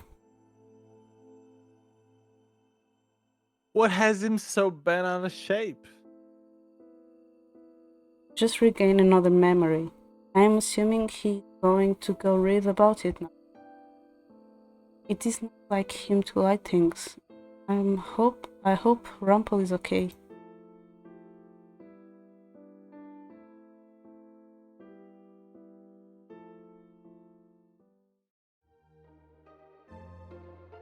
It has been about a week since Rumple regained his last memory. He has been meeting with Briar since then, but he still has told me about the memory from the journal. He does not flirt with any girls, and when he sees me, his smile looks broken. He spends his days visiting Briar and tending to Parfait. You're worried about Rumple, aren't you? Why would I be worried about him? Well, Because Rumple is no longer able to run errands with me, Walt decided to take his place. But Walt's presence cannot make up for Rumple's absence. he'll be fine, Princess. He's still figuring things out. I do not trust that woman. His fiancée? She appeared out of nowhere. People who aren't cursed can't find the tavern, Princess. She would never have been able to find him. So really, the only place she could have met him was out here in nowhere. I can tell that he is teasing me, but it does a little to lift my spirits. I know. Both sides. Oh, poor baby boy. If you don't trust her, why not just ask around for her? Hi Val, how was your stream, or are you still streaming? Because I saw that you were playing League of Legends earlier. Oh no, not League of Legends. She obviously does not want to talk to me. No, I mean, ask others about her. So long as you find a way to phrase your intentions honestly, I think they might understand you. I end up lurking there because I had to start streaming, so I may be still lurking there. Rumple says my honesty is good, but I also know that the way I speak frustrates many people. Come on, I'll help. Walt approached a flower shop where several people are gathering to look at the fresh flowers. Excuse me, madam, sir. I was wondering if you knew anything about someone named Bria. I don't know if it's Bria or Bria, so I'm just... Bria or Bria? I don't know either. Yeah, We'll go with I'm- Bria, right? yeah, you can go. We hear that she is engaged to a friend of ours, but he hasn't said much about her. Everyone calls me blunt, but I would never question others so openly. Does Walt really expect the people to be so open to him? Yes, he's a little boy. Oh, if it is involved. Doing a little investigative work, are you? Okay, I'm doing the man if he pops up too.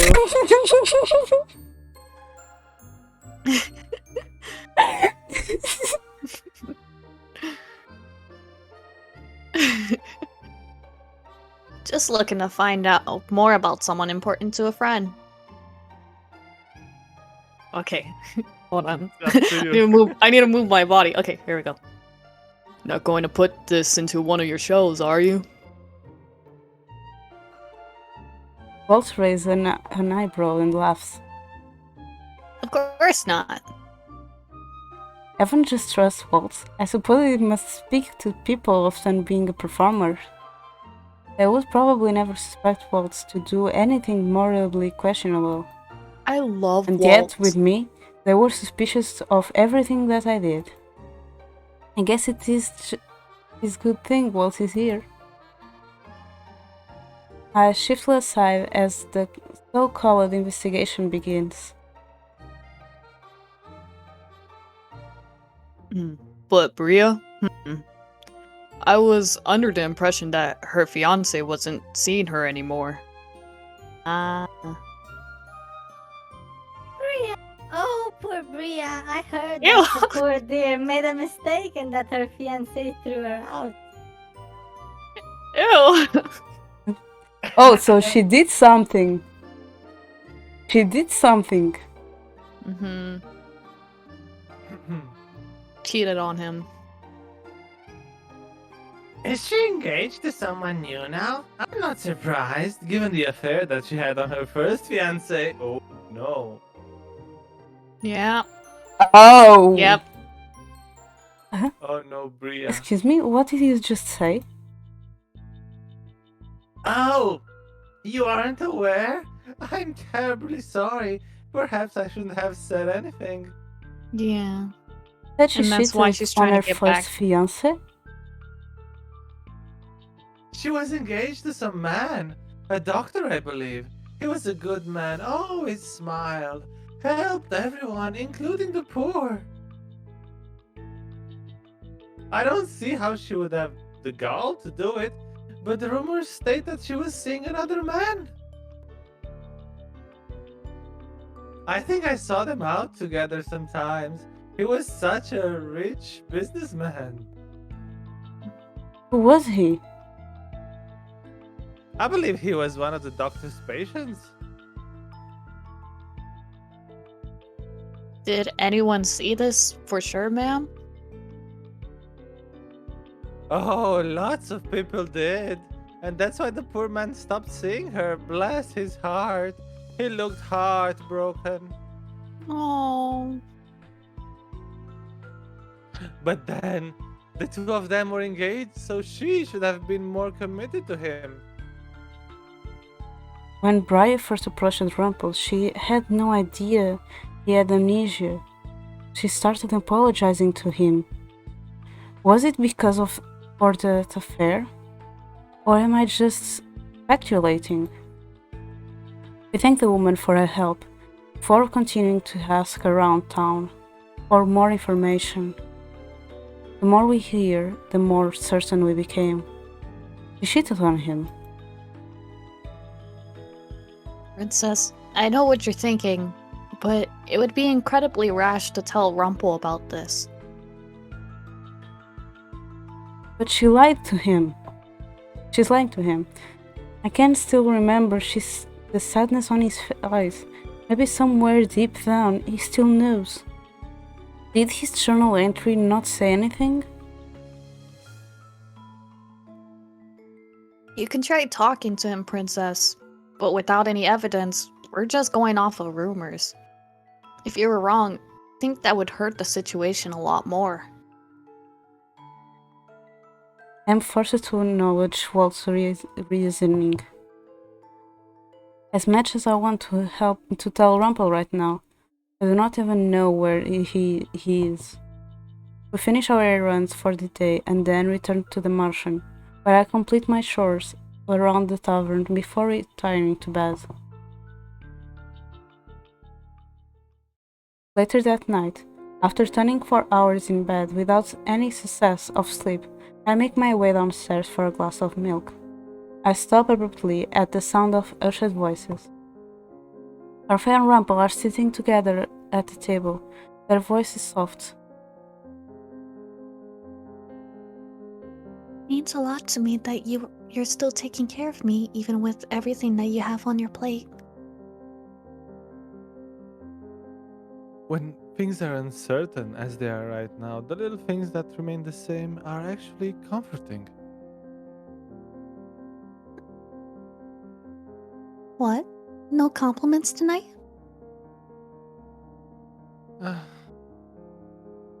He clears his throat.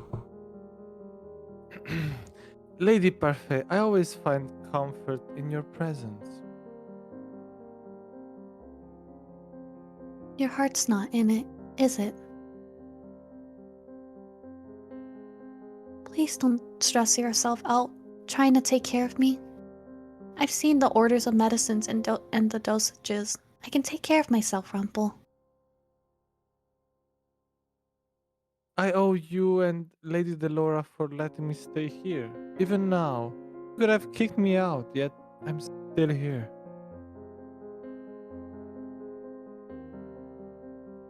This isn't the confident Rumpel that I'm used to seeing. It's rather heartbreaking to see you like this, you know?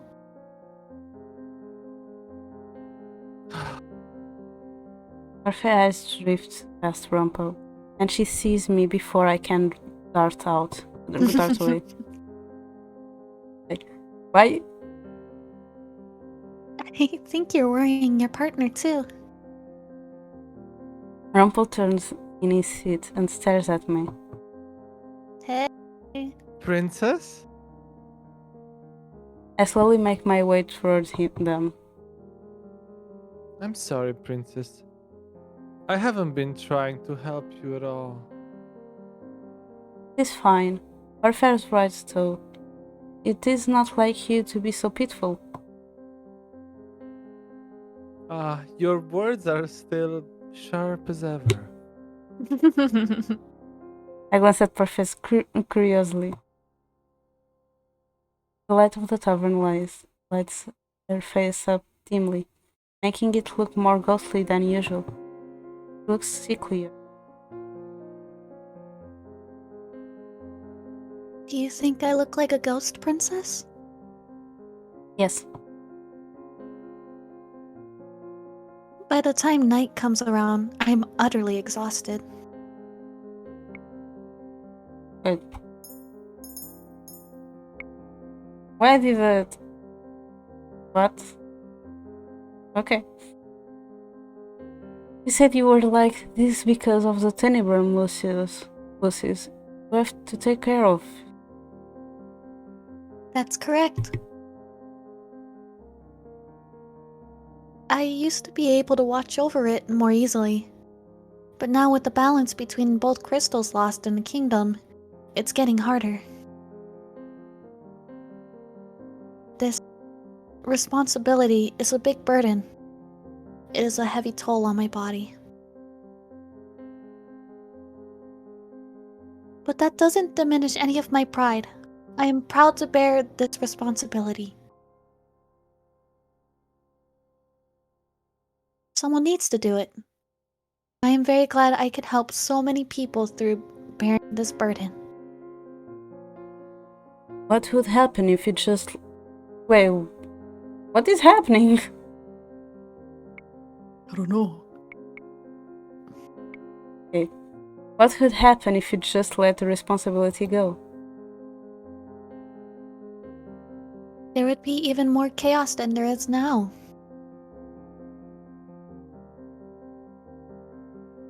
And what of the Tenebrum bearer? Would they not help you with your stress? There is no Tenebrarum currently. Currently. What? Orpheus stares at me for a few moments, a complicated expression on her face, then suddenly she sighs. Please do not worry about me, Princess. I've lived a good life. I just want to do more good while I still live. And I am very lucky to be surrounded by so many good people. Anyway, the two of you should be off to bed soon. I can tell you're both tired. Orpheus pauses to look at me, eyebrows slightly arched. Oh, before you go, there was something I meant to ask you. Ask me? Orpheus crosses her arms, looks at me tersely. For a few moments, look so unlike her at almost concerns me. Looks uncertain of something, though I cannot imagine what it is. What could she want to discuss with me? I wanted to ask if you were free the day after tomorrow. I am free whenever my schedule says I am. Then, if you could spare 20 or so minutes, I want to speak with you about something. Very important. We are getting there. Important? I suppose you could say it's related to your curse. Fine. Orpheus smiles at us before walking back to her room, leaving me alone with Rumpel. Rumpel smiles at me uncertainly. For a few moments, I think he might actually talk to me, but then he rushes off after giving me an apology. I watch him walk up to the stairs, my heart sinking. I need to know what's going on with him. Today is my day off. I keep on the lookout for Rumpel. Eventually, I see him making his way down the staircase. He does not look quite as disheartened as last night, but his expression is still rather somber. He says good morning to everyone as he usually does, and then walks out through the front door. And that is my cue. Following behind Rumpel without being seen proves to me remarkably. Even if he is perceptive, he won't be expecting me to follow after him. I normally work during these hours. He makes his way through the town until he comes to a stop at a little cafe in the main plaza. It is cleverly hidden, just slightly out of view, not at all in a plain view like the rest of the shops. Ria is sitting, waiting for him at the table with a journal. The way she smiles at him numbs my heart. I make my way over to the nearby fountain and crouch beside it to keep out of their view. I can hear their conversation just barely from where I sit. You know, I've been searching for you a long time when I saw you. You suddenly disappeared from the house one night, and I couldn't find you. Why? Why did I leave the house? I don't know. That's not gonna Was it a help him. fight?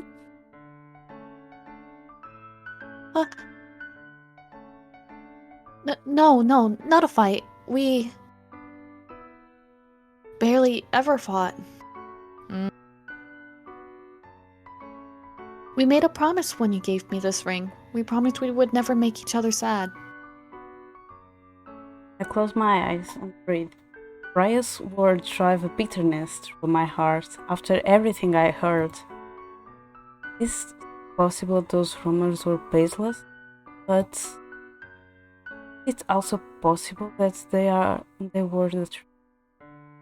And Rumpel mentioned the fight. Now is my chance to tell him.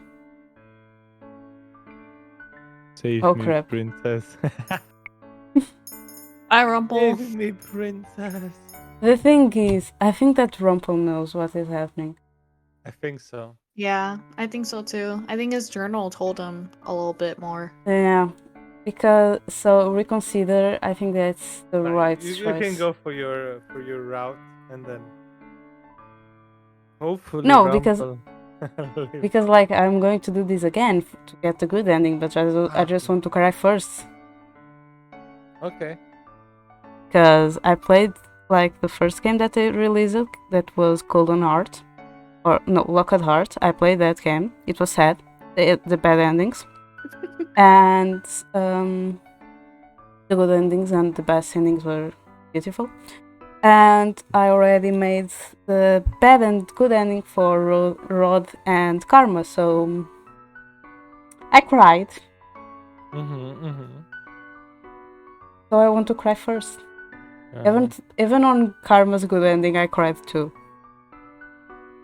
I like that we're making D-chan make an argument for why she's choosing the bad things.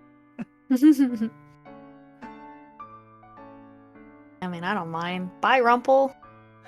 No, Rumple is a good boy. He's a good boy, but I don't want him He's close just to a me. little bit. I mean, he just talks shit a bit too much, but that's Yeah. fine.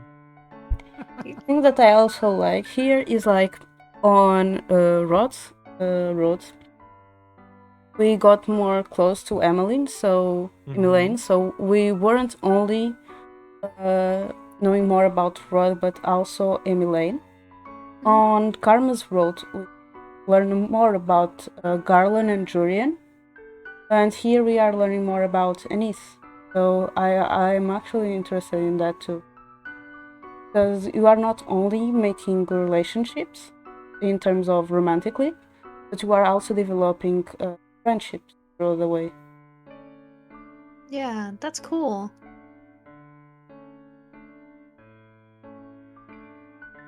So So I guess you're reconsidering, right? now we are popping Oh. up on the fight. You think Because that's the worst one? reconsidering, yes. Because since Rumpel said that thing of a fight, and seems like he saw something on the journal that he hasn't said to anyone, he may know what is happening, because he said, did we fight? Was it because of a fight? So if I reconsider, I will just dare on the shadows, and Rumpel will be doing all the work by himself because he knows what is happening. If I just pop up, I'm going to run Rumpel's strategy, and I will make so Briar will be like, oh yes, so we're after my man all this time. I knew it. I never thought of it, but I'm a man, so don't listen to me.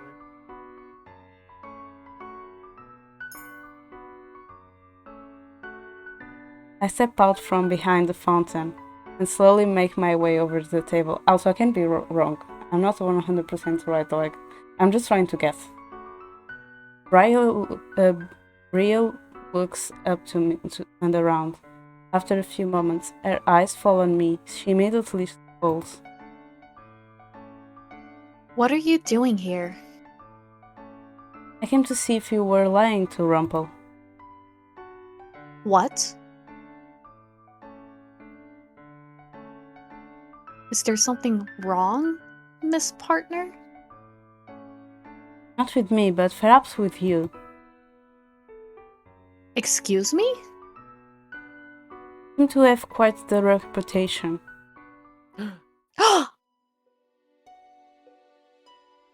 Princess, I have no idea what you're talking about, but taking people's words at face value is foolish. Mother would have said the same thing, but why would they lie? So it is not true that you were seeing another man.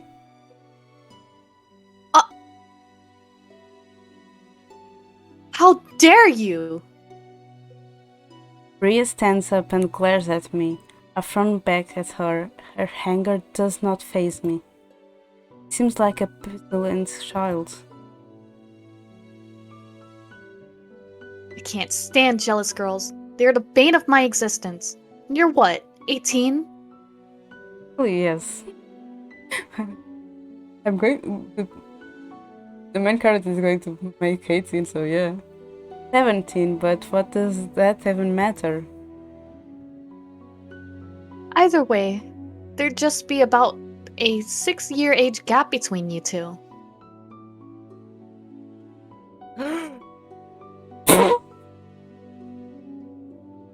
24? Gods, am I really so ancient? Huh? I'm going to make 24 this year! That's young! What are you talking about, Rumple? Oh my god, you've never sounded so much like a Zoomer. The two of us look at him in It was unison the and dialogue. I had back to at say each it. other. I am here because I want to help my partner and because you are lying to him. And who are you to say that I'm lying? You're a terrible little spy, is what you are. Hiding places to watch us. Going around town asking about me.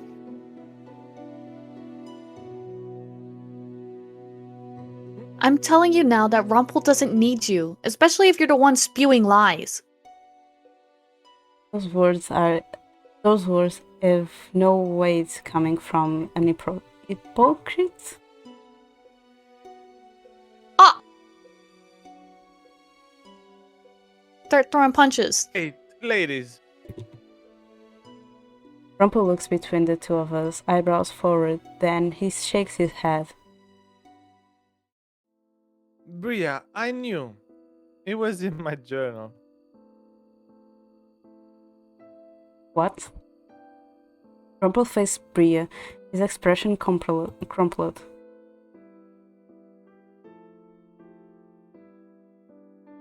It was that lord, wasn't it? The one I refused to take money from that one time I helped him?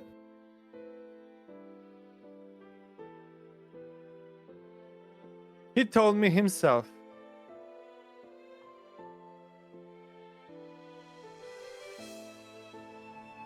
I think that's why this feeling inside of me is so mute right now.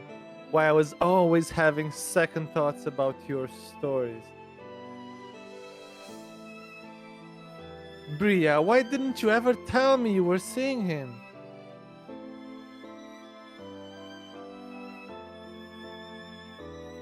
I asked you that question back then too, but you never told me.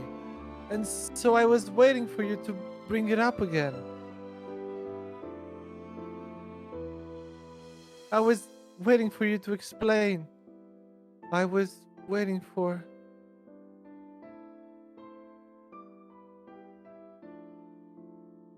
As if I could ever get anything through that thick skull of yours. Patient this, patient that. You never pay attention to me. Even I cannot stop myself from staring at her when she insults Rumpel, but with this, she has admitted that the rumors are true.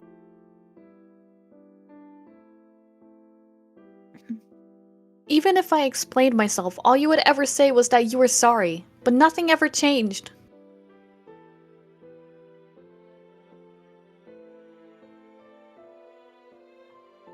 What did I do that was so wrong?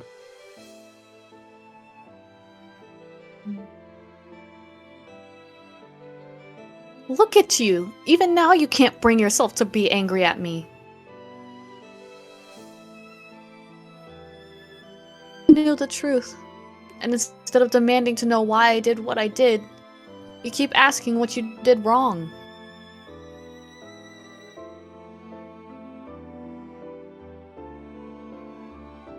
But you'll never realize what you did wrong, Rumpel. Never.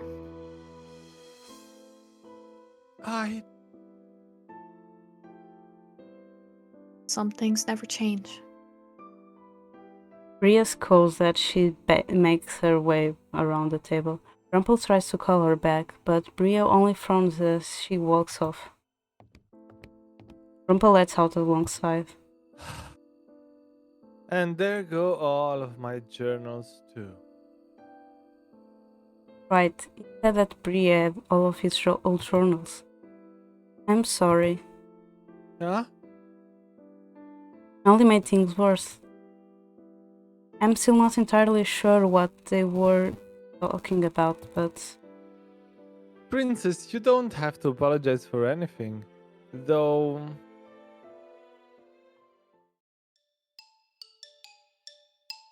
I would like you to apologize for shedding some light on my age.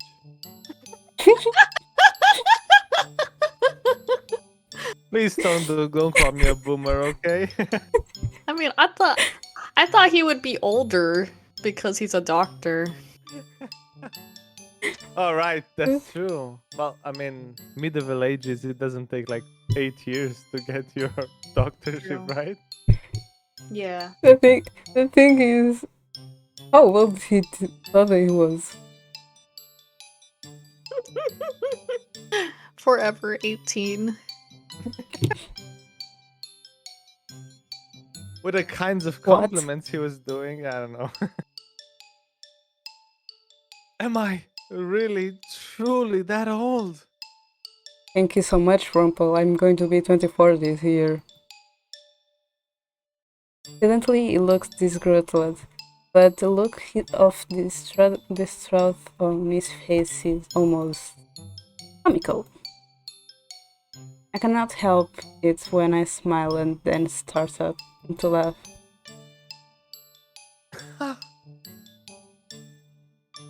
Do my ears deceive me? Is that wonderful sound coming from your mouth, princess? How precious. It's just you are a old man. If I'm an old man, then I'm young at heart. Besides, I would be a lot more offended if you weren't smiling while you said that. Oh no, he's Might Guy. Might Guy is young forever. It's just like the power of youth. After a few moments, Rumpel sighs and shakes his head. I'm sorry. Oh, sorry. I'm I sorry you got too had to much see into all the that. story. I knew there was more to the story than Bria was letting on because I read the memory in my journal. You knew about the nobleman. Why did you not say anything? Like I said, I was waiting for her to say something.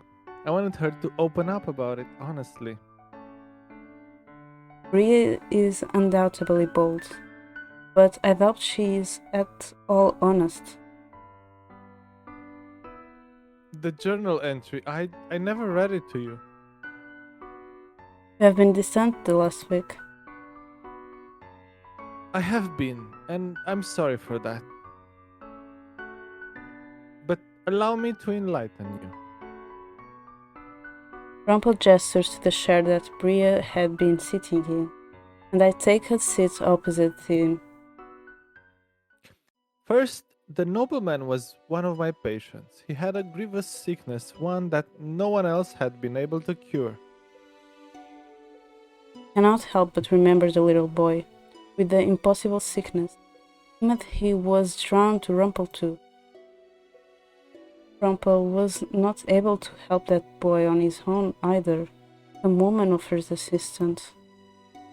Did you manage to cure him with the help of that same woman? It's another cryptic entry, but yes, the mysterious woman from the first entry reappears. We strike another deal, but I cannot remember the deal at all. All I know is that afterwards I did something to make Bria hate me, and she began seeing the nobleman. Or maybe it was before that? Maybe she was just unhappy.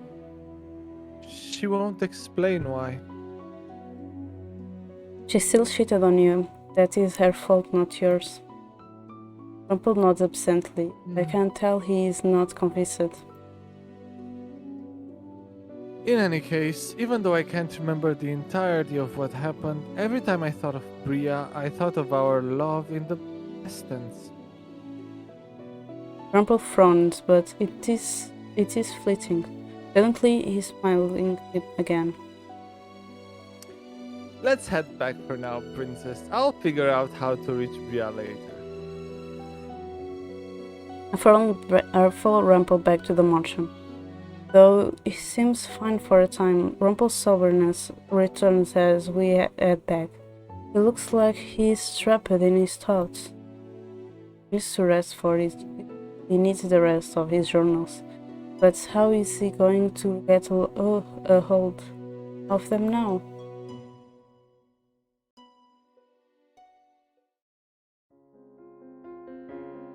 Oh, Princess, you're here. Sorry we're late. My, the princess is gracing us with her presence. Parfait said a few days ago that she had something to discuss with me, so I'm here. Then let's get right to it, shall we? He plops down on one of the chairs, and Parfait sits down gracefully beside her. Princess, the other day you asked me about my responsibility. And briefly, about the Tenebrarum bearer. I did, but what does this have to do with me?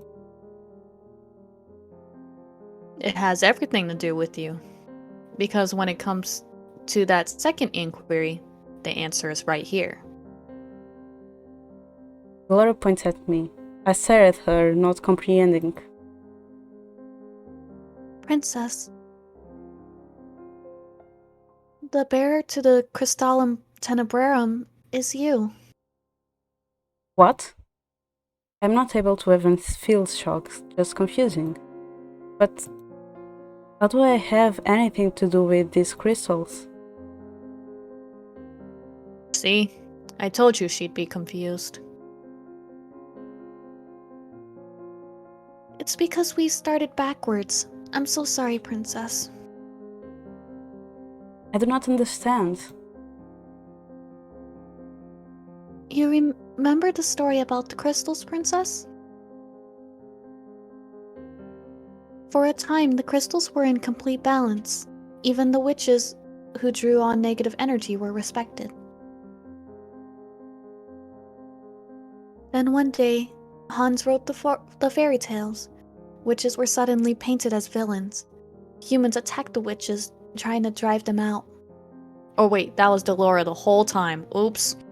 No, it was Parfait and Delora, and now it's Yeah. Parfait again. Oh no, I'm gonna lose my mind. Okay. Their leader, who just so happened to be my best friend, was hard-pressed to try to keep the peace. She was the original bearer of the crystal. If you want, I can try the Parfait. No. No, you're already doing the main character in narration. Please don't. I don't want you to die. But as witches were killed and thrown out, she found her patience wearing thin.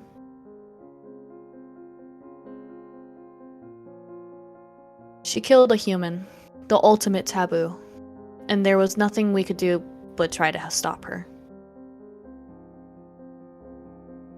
This bearer, the leader of the witches and bearer of the Crystallum Tenebrarum, is someone you know, or someone you knew. She erased all of your memories, made you think that the fairy tales were evil, that humans were terrible. Yeah. There's something dark is stirring inside of me. Sharp pain cuts through my heart, making it hard to breathe. What the... What just happened? I want to know. Illy, what was that? Oh, did those go through it even if I'm muted? Never mind.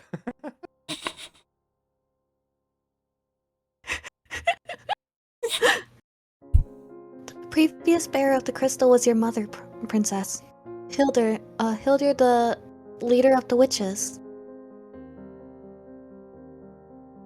That is impossible.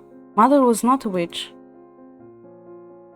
But she was, the strongest of us all. When she died, she kept some of her power sealed within the crystal, which is why it still allows the fairy tale curse to be spread. What kind of lie is this?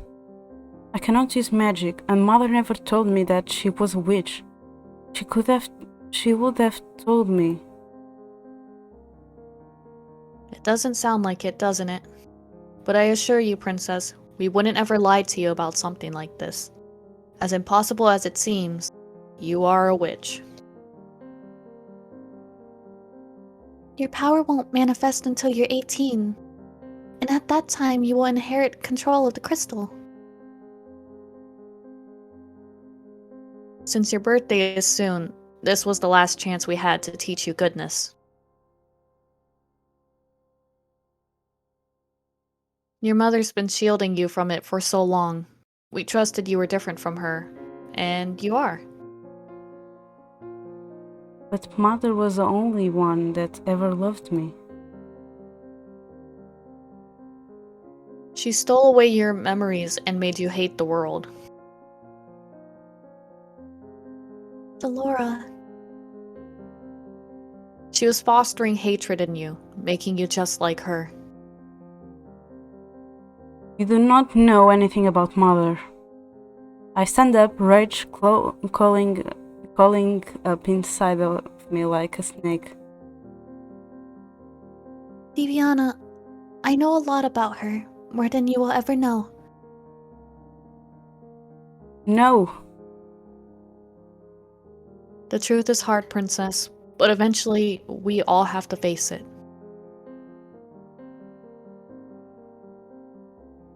Hildir was my beloved friend. Facing her was the hardest thing I have ever done. We only want to help you. Well, you are not very good at it. I turn off my heels and storm out of the room. I feel that there was more to what the Lord and Parfait wanted to say to me. I cannot stand to hear it right now.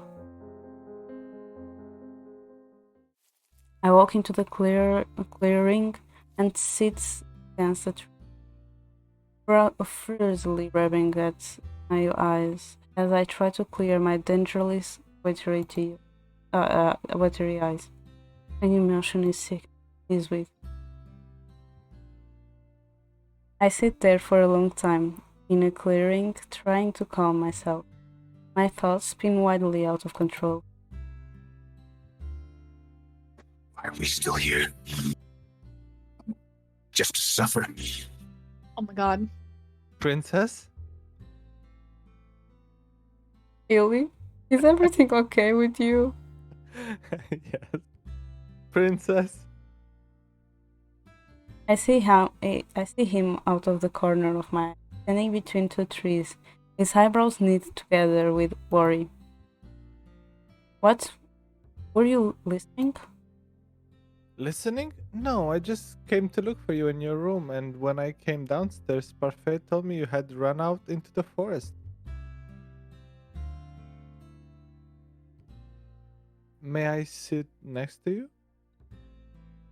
I say nothing as he walks over to me. He sits down beside me, his hands resting on his knees, and as he looks up at the canopies of the tree. Thank you for today, Princess.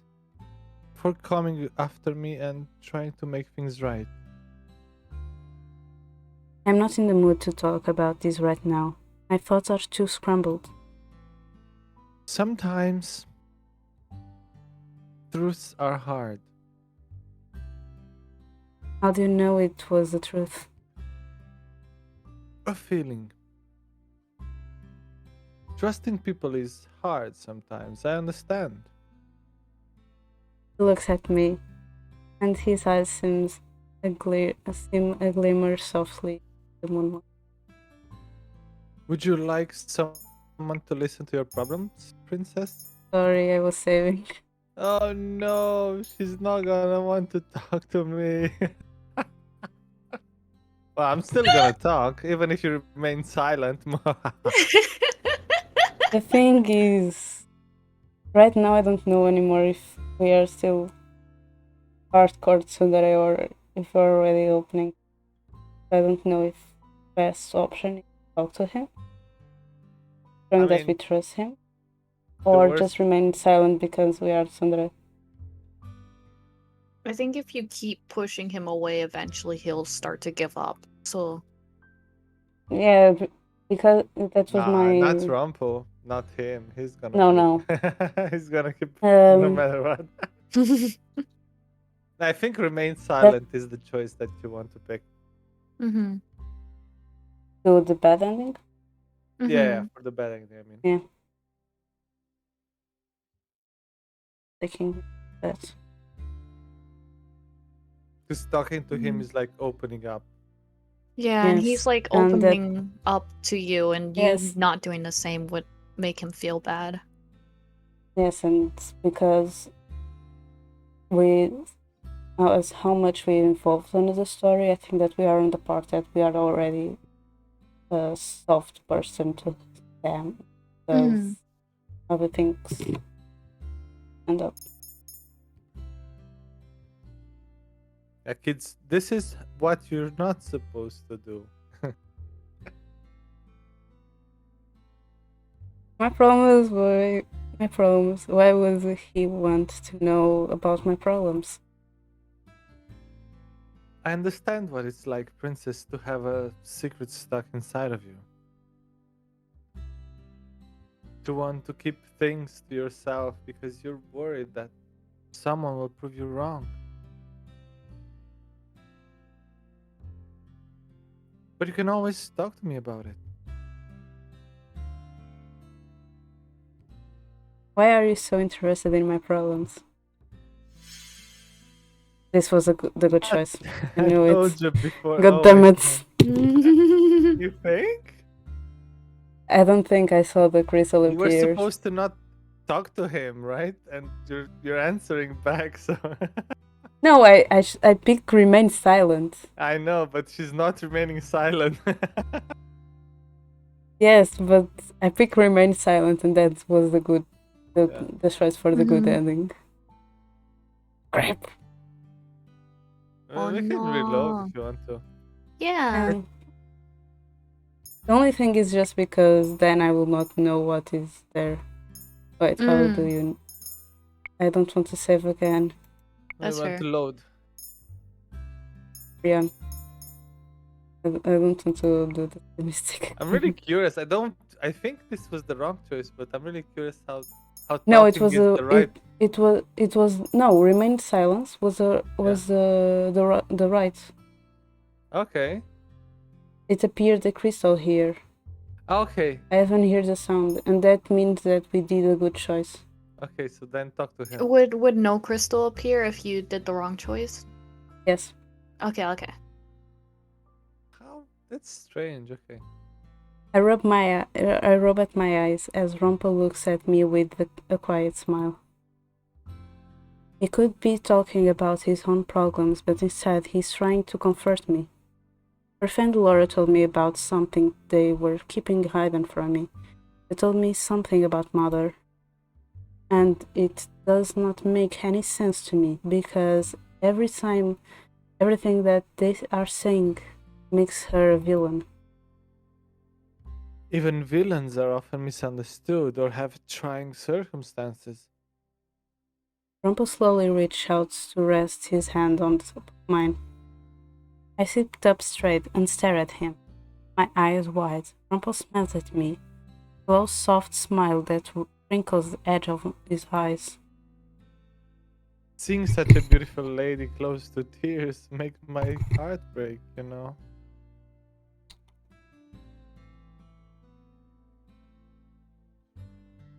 But if you ever need to cry, you should.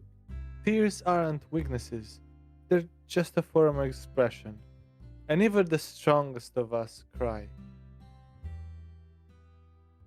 I'm not going to cry. My mind reels and then starts to feel fuzzy.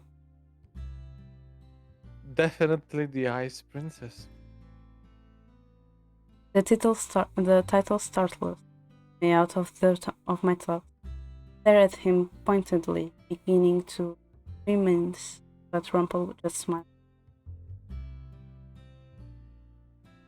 I always thought it was a delicate name suitable for a strong and beautiful woman. Seeing you like this, it makes me realize that the name suits you. Perhaps if everyone else meant that way, it would not be so terrible a title. Rumpel slowly takes his hands away and smiles. So he insists on hearing me out. I insist on the opposite. For now, I want to keep what I discussed with our friend Laura to myself. I need time to process it. For tonight, I want to forget that the conversation happened.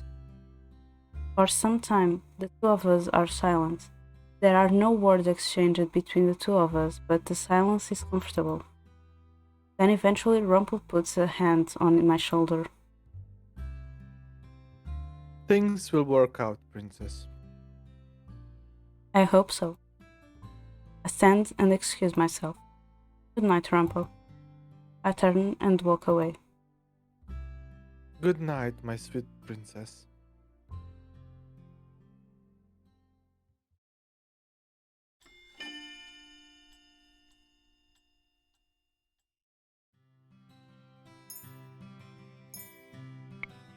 And you, and you, my little sunflower, are just as radiant as always. Oh my, Ruffle. It's like that old thing with Brian never He's back happened. at it He's again. back to flirting every woman he meets work. Overthinking again, princess? I turned to see Karma grinning at me from where he sits at the table. Surprisingly, he's sitting with Julian and Garland today, who are arguing about some kind of night stays. It's none of your business. No, it's not. But you have such a sad look on your face. I had to ask. I'd appreciate you not staring at my face. I don't need to stare to see that you're in distress. I turned on my heels and began to walk away, irritated. But even when I'm among other people, it is impossible to forget the conversation I had with Perfect Laura. It's over at the back of my mind constantly. We have not spoken again since then, yet even now, I'm still taking in I'm still taking in what they told me before. My mother, the Tenor Umbrella, and me, a witch. The reason others have always feared because of my blood. I suppress it aside as I attempt to return to my work. As the days go by, I notice myself becoming more and more agitated. Half of it is the recent story lesson, and the other half is Rumpel's flirting with other women. How can he just snap his fingers and get over Bria so quickly? If he flatters every woman, does that mean he does not really mean the thing that to me? Hi Hayes, how are you? Yo, what's poppin'? What's Mm. poppin'? I'm occupied, but I'm here. Bring you more close to it. Yeah, heck yeah. See, Mera's on top of you. Yeah. Yeah, he's at place. It's just IRL Oh my size. god! Keep talking, keep talking. Yeah, what's up? I love that face. It's so good, right? It's really cute. They're so good, That's- yeah. Since you Yours- are here, yours is I'm good, though, also for going real. to SO you. Yes. Aw. Yeah, that's me. And I'm ready to perhaps do some voices. Let's go. Let's go. I gather the plates off the counter, put them on a tray, and take them to customers. Today, everything feels mechanical. For the last few days, I have been noticing that I walk more swiftly, and that I walk too quickly. My vision blurs, probably because of my overthinking. I stumble as I bring the tray to a familiar customer. Man looks up at me and asks if I'm okay, and I murmur that I am before walking off. The blurriness comes back. What is wrong with me? I look over at Rumpel, who is at the table, two girls because his shift is over. Rather than boil over on the inside, I feel myself getting warmer on the outside. My skin feels clammy.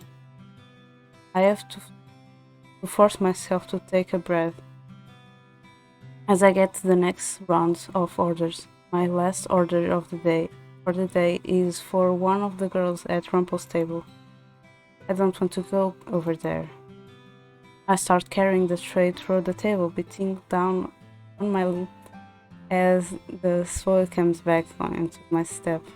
As I draw closer, I notice Rumpel, the girls laughing about something. I grit my teeth and pause in front of them to lay down the tray.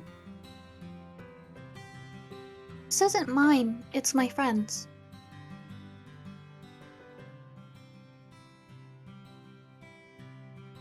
to Yes, both I of was them? the one who ordered the soup. Okay. The two stare at me. Instead of handing the soup off, they wait for me to move the bowl. But before I can reach over and move it, Rumpel slides it over to the other girl himself. For a few moments, there is a fragment of a skull on her face. How are you doing today, my sweet princess? When I think about speaking, the words catch freely in my throat. I turn to walk off. Princess? Still as cold as ice. The titleized princess definitely suits her. How can you dote on her, Rumpel?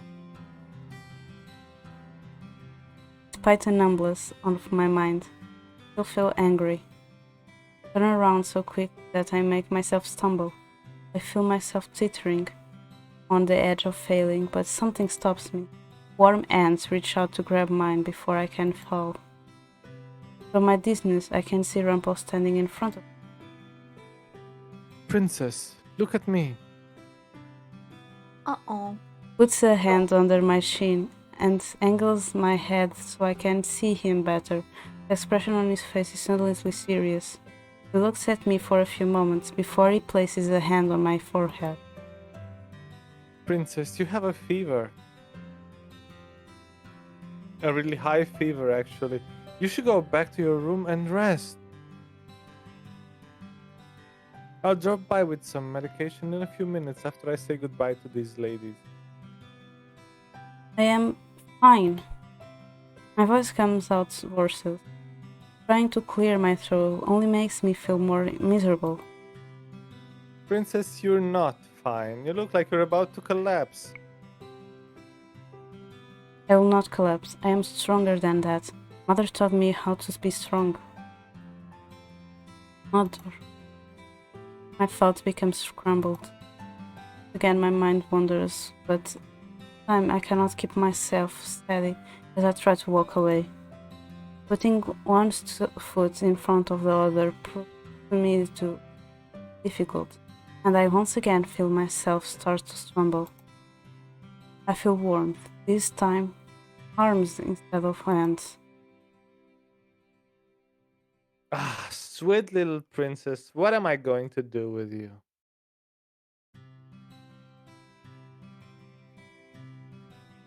Before I can understand what is happening, I am lifted off my feet. I feel a arm supporting my back and another supporting my knee beneath the crook of my knees. Warmth. A nice warmth. You really are stubborn, aren't you, Princess Diviana? I guess. Oh, I guess I'll just have to carry you up myself.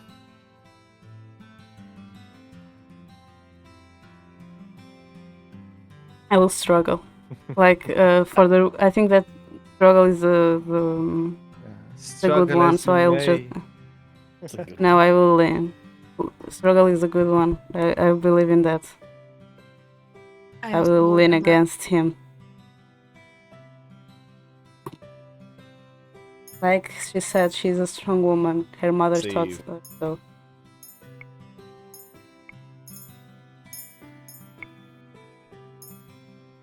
So you're leaning? Yes, we are, because I think that is the wrong answer. My body's so weak anyway. Even if I wanted to struggle, I would not be able to. I slowly lean my head against his chest. Princess, you can see that you need help? No, Still so stubborn. there is an instinctive remembering behind him, that probably belongs to the girls. Rumpel responds to them in a low voice. Stubborn she may be, but my sweet princess is stronger than any other woman I've ever known. So, Ah, but not as warm as you are right now, princess. what was that loudspeaker playing? His voice slowly begins to fade out as I close my eyes. For the time being, I stop caring about everything else around me. I forgot about Mother, about my talk with the Lauren Parfait, about the crystal and the Martian, and I focus on Rampel. Is it so selfish? Want to be the only person held like this by him? Even when he was engaged to someone before? Slumber slowly reached up to claim me, darkness intermingling with warmth. In that last moment, I think I see Rumpel smile at me. Mother, Mother, I have to tell you about the fairy tale that the children read to me today. Mother! Diviana, what did I tell you about the fairy tales? But there was a princess just like me. You found their Prince Charming and... Fairy tales are not real. But they make really good stories, Mother. They are false stories. Do you really think it would be so easy to live happily ever after? No, but... Fairy tales make things black and white. Real life is full of grays. Black and white? Good and evil. No one is totally evil, and no one is totally good. Even princes are not completely just. So princes and princesses can be bad? Diviana, everyone has darkness to them. The princes that throw themselves into dangers are not selfless. They seek wealth, fame, or power. You see, fairy tales are lies because no one is so selfless and so full of love. People are two-faced. Trust no one. Yes, Mother. No one will love you like I do. To find pure love like that is impossible. Hi Danny, welcome for the stretch and hydration. Everybody here, stretch and hydrate too. Ah, okay. Ding me.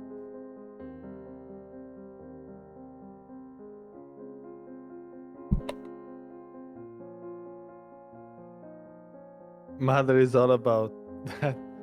Everyone is evil. Yes, I they are love professional Mother. voice acting. I'm not, I'm just here reading the test.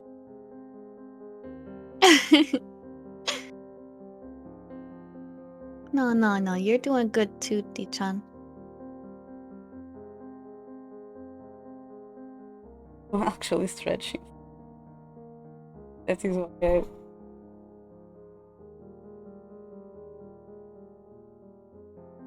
It's really healthy to at least move out of your shape for at least 10 Yeah. seconds every The hour. thing is, because it's cold, I'm wrapped in a blanket, and every time I stretch, I get out of the blanket.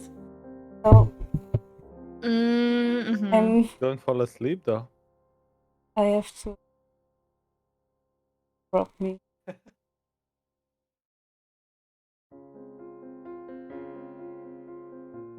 Everyone can listen to me now because I bought a mic. Heck Now yeah. people can actually hear me. It's a cheap one, it has a weird shape, but it was cheap, and at least my PC recognized it and used it, and now people can hear me. Yeah. That's all that matters. Basically.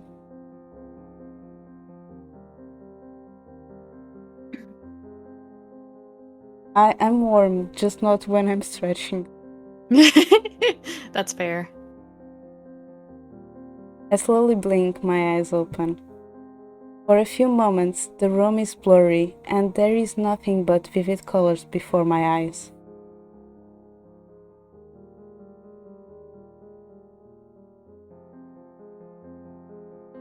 Yeah, this time you don't hear me through my mic's PC, but my mic's no, my PC. I don't know English anymore. My eyes feel heavy, my throat scratchy. I stifled a cough as I blink back tears, and then, through my tears, I notice a slight motion. Rumple? Rumple is slumped in my chair, in front of my bed, his head lowered to the side, his eyes closed. Thank you for the resub, Alexis, and welcome.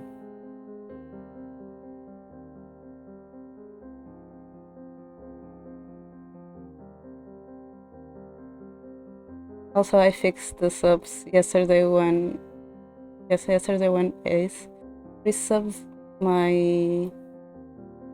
For some reason, the alerts weren't totally on everywhere, but after the stream I fixed it, so now it's normal and it's with the ones that I made.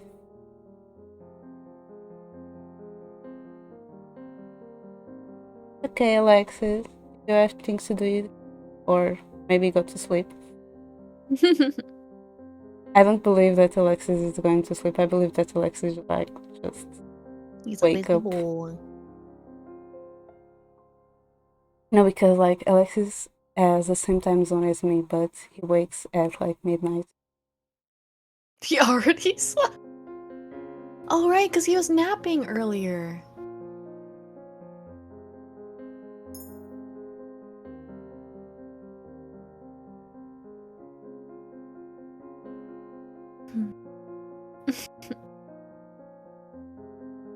I think you can say that Alexis is EU by his accent. Yeah. And because of the fact that he's saying sometimes on chats British. Yeah. Like, there is no one British like me. Or I'm the only British here. And you're both on GMT, I guess. Yes, but different countries. Yeah.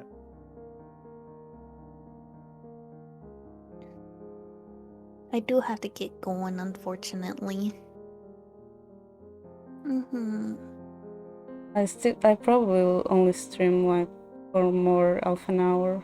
I hope the rest of your stream goes well. Don't tire out your voice. I will try. Take it easy.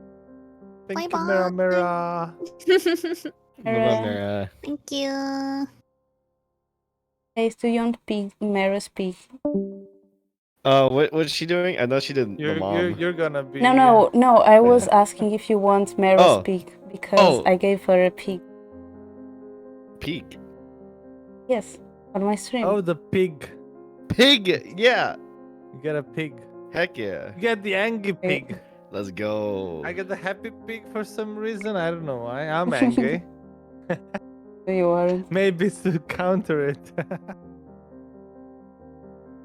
Grumpy pig on Grumpy Ace. Hey, Hi, Sai. Ace is How not are grumpy. you? What's up, Talking Sai? about- Grumpy Ace. I don't know. That's not the vibe right now. I can't imagine not Ace grumpy. Grumpy. Grampy maybe. Grumpy definitely not. Grampy. True. Can't imagine Ace Grumpy. Grampy in 20 years from now or something. I don't know. Grampy in the modern day.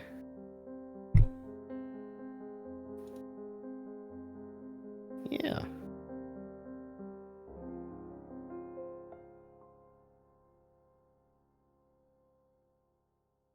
Doing fine, I think. Fine, I can speak by the others. No, I got you. I know who Ace is gonna pick up. Huh? Now, Sai is asking how we are, and I was saying that I'm fine. I can speak by you, but fine. Hey, Sai!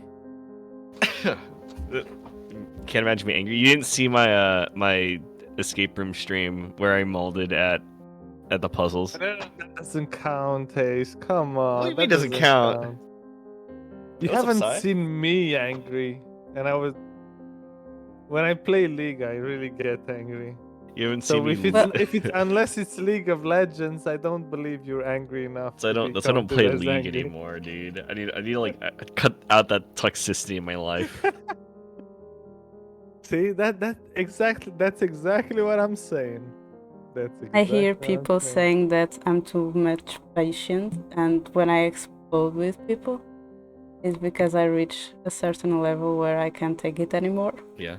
And Zeph actually said that he was scared of me being angry because he says that he's afraid of Nah, me because of it's that. the same as when I hear Nomi go crazy in League. It's like that's my spirit animal. Yeah. That's what I do, but worse. I'm already used I to already Porsche, so know. don't worry about it. No, Boichu is tame, or at least the parts I've seen of Boichu, they're tame. I go off real hard. Yes, but when I met Porsche, he ranged quick some games. So, yeah. And wasn't only on League. I don't know if he did it on League or not, but I know that he did it on Rainbow Six. Did he go like go the K word? I was about to say, but I remembered. He Alt F4 the game and the call. Because I think I'm the kind of explosiveness that probably Boichu has.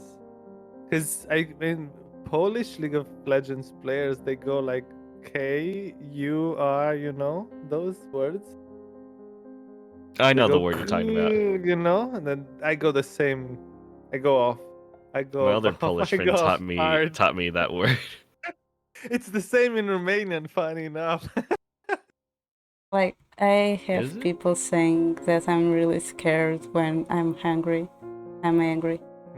Like, I already have people say to me that my eyes could kill, they would kill. Your eyes And, turn red, like, and then flames start bursting like, from your ears. many and Choco's friends group are IRL. Like, when they are with me, only with me, they say like, no, Choco is the more scary and bully one. But when I'm not there, no, it's totally the opposite. And like Really? two of Is them, Choco also scary when she goes off? uh, Would you say? Choco doesn't. I don't think so. She doesn't play League Like, anymore. And she barely like plays League, let's say. like I already saw Choco getting really mad, but I didn't feel scared of her. Yeah. I've never gotten But mad, like League mad, in the presence no, of any I'm other not people. talking about League mad. I'm talking generally mad. But like we have two friends of ours that saw me getting angry personally with someone, and they were really scared. I saw one coming to check what was happening and going back where they were. Yeah. And then they went to tell Shoko about it because they were scared. No, I've never gotten angry, not League angry. Like super angry myself, so I wouldn't know. A lot of people. No, the thing is, I'm not talking about League, not only League. I'm talking generally about everything that can make a person angry. And a lot of people in our group on the collab thingy actually said that they are scared of me getting angry to them. Okay. So I'm like, I'm really that scary. Hey, Sai. Am I joining? Yes, people are scared of me. Sometimes the quiet ones are the scary ones. That's why I'm saying. I can see it. I'm just saying. That's why if someone would tell me like, oh, Ire could be scary, I would like, nah, she's like No, I really can't be. Nah, Ire's like she's so explosive by every time. So I don't think she's got the scariness in her, but it's usually the people that don't say anything that are like a surprise scary. The only time I've been like scary in was like in a club. We're like a group of 5 or 6 people, and some other people kind of were grabby with one of the girls in our group, and there were 2 of us that were like usually the friendly people in the group, and we were the craziest of the group. We went almost started picking up a fight with those people, and they had to take us out of the club. So yeah, the people that don't say much usually are the scariest ones. So true. Haven't Because haven't no side. they keep their strength for when when his shit hits the fan, they're gonna be there and fight. And that's why I think Ace probably would be one of those people, if it comes to throwing hands, he would be there. He's like, oh, I'm a friend, like, but if you fuck up with me, I'm gonna mess you up real good. Like, I can see Ace doing that, but not getting angry. No, not getting angry, but he would be there to back you up. Yeah, but still not angry. Yeah, that's true. That's true. It's because we were talking about getting angry and stuff. No, Yeah, that's especially true. because Yeah. we started about talking of Ace getting. They're the friends that they're Great. like, ha ha ha, yes, we're friends, we're friends. Oh, you messed up, buddy. Here you go.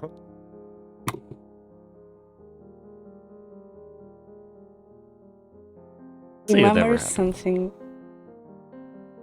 It's like, you know, in anime, there's those characters that never open their eyes. It's that kind of character. See. What's up, D? Naruto was like, oh, I was just trying to read it. But Naruto was like that on the beginning. There was a character that was most of the time with his eyes shut. And you can see how Naruto is with his friends. So.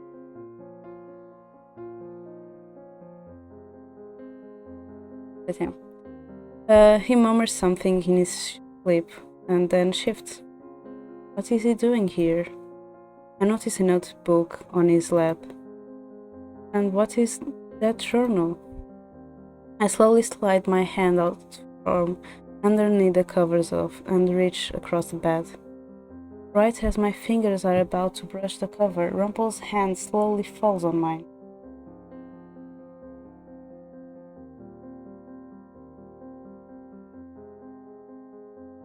Hold on. Give me a second. No. Looks like you're feeling better. Pulled his hand away, along with the book, before carefully my hand back down on the covers. At least you look better, but how do you feel? Better. Rumpel looks tired, but his smile is still. Oh? I won't believe it until I see it. Just say it, I look as better. That's my own analysis, but you, my sweet princess, don't sound very convinced. My throat is a little sore. I think if I stood up, I would fall over. Why do you look so surprised? You would usually never admit to such a thing, would you? You're still most definitely sick. Rumpel leans forward to put a hand on my forehead. His hand is cold on my hot skin. Our eyes lock, and he tests my temperature. After a few moments, he finally peels his eyes away from me and sits back in his chair. Your temperature is down, but you definitely need the rest, princess. You should go back to sleep. And what? Will you just sit there and watch me? The words came out better than the words came out curter than I mean them to. And for a few moments, Rumple looked and looked surprised. Then he like, Princess, I haven't just been staring at you, I've been writing in my journal too.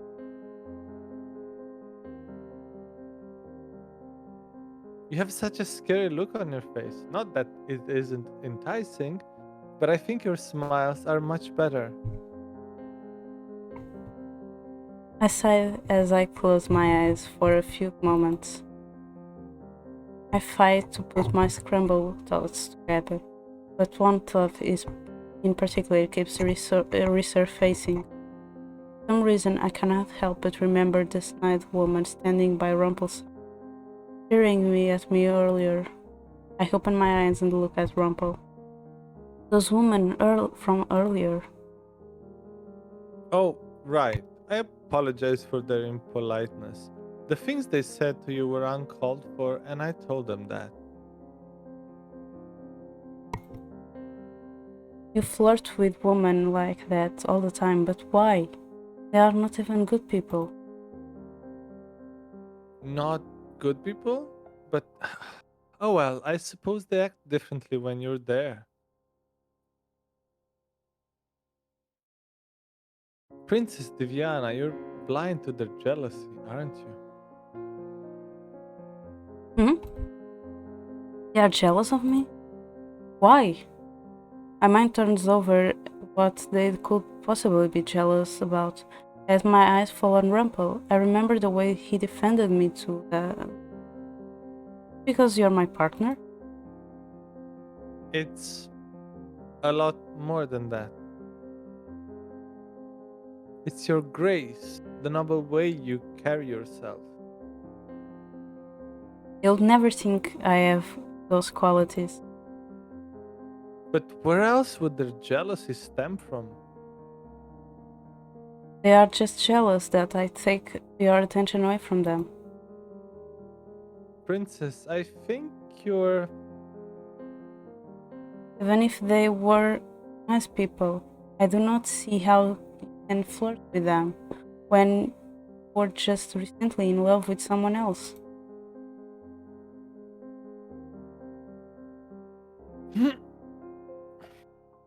Normally, I would stop talking.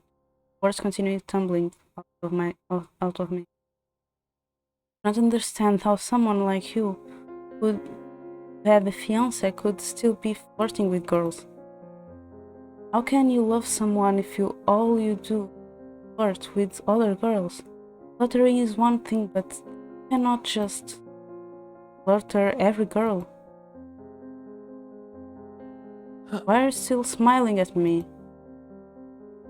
I may not remember a lot of things, Princess, but I know for certain that whatever feelings I had for Bria vanished a long time ago. The good ones, at least.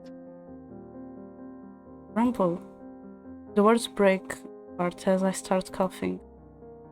Don't try yourself over this, please. Rest. I slowly lean back into my pillows with my eyes half closed. Why do I even care about what Rumple does? Why does it bother me? He flirts with other girls. Yes. Rumple pulls the covers closer to my chin and smiles. Just because I flatter other women, that doesn't mean that I can't love someone. You always say some women have stolen your heart, but your heart cannot belong to everyone. Yet you told me you always speak the truth. Ah, maybe that in itself is a little white lie. Just some harmless dramatics. But most girls know that I'm being dramatic, Princess. They don't take my words so seriously, even if I do mean my compliments. Stares at me for a few moments, thoughtful. Does it bother you so much that I compliment other girls? Of course not. Though it will be difficult to hold my tongue, I will do it for you, Princess, so don't worry. Why would he do something like that for me? My eyes are suddenly so heavy. I have no choice but to close them as I let out the light. My head is beginning to hurt again. Behind my closed eyelids, I can soft shut as Rumble moves. Right before I fall back into sleep, I feel something warm and soft on my forehead. Rumple? A good night kiss. Words are quiet. I can only just barely make them out. I cannot think of them because it's much too tempting. Mwah. It takes a while, but after several days, Rumple finally allows me to go back to work. I don't remember much of what happened when he was watching over me, especially that first day. Hi everyone, thank you Kiefer for the raid. Hi Dar, hi Rosie again. How was your stream, Kiefer?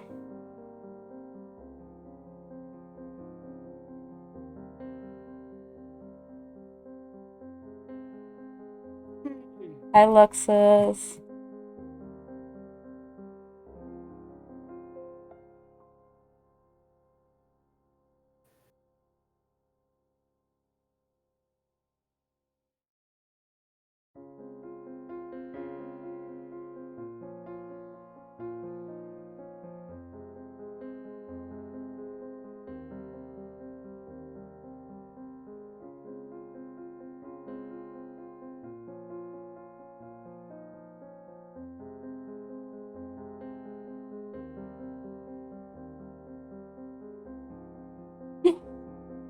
Rosie was here earlier, but Ace wasn't here when Rosie was. On call? Or No, Rose was on chat, oh snap! but you weren't here on call. Yeah, here I am now. What's up, Rosie?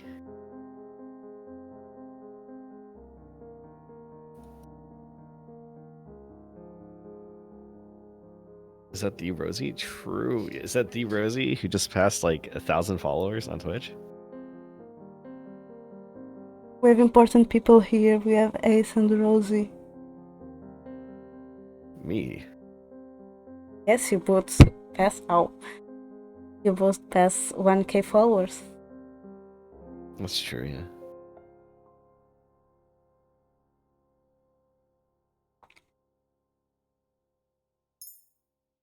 I don't remember much of what happened when. Oh, I forgot to introduce myself. I always do that.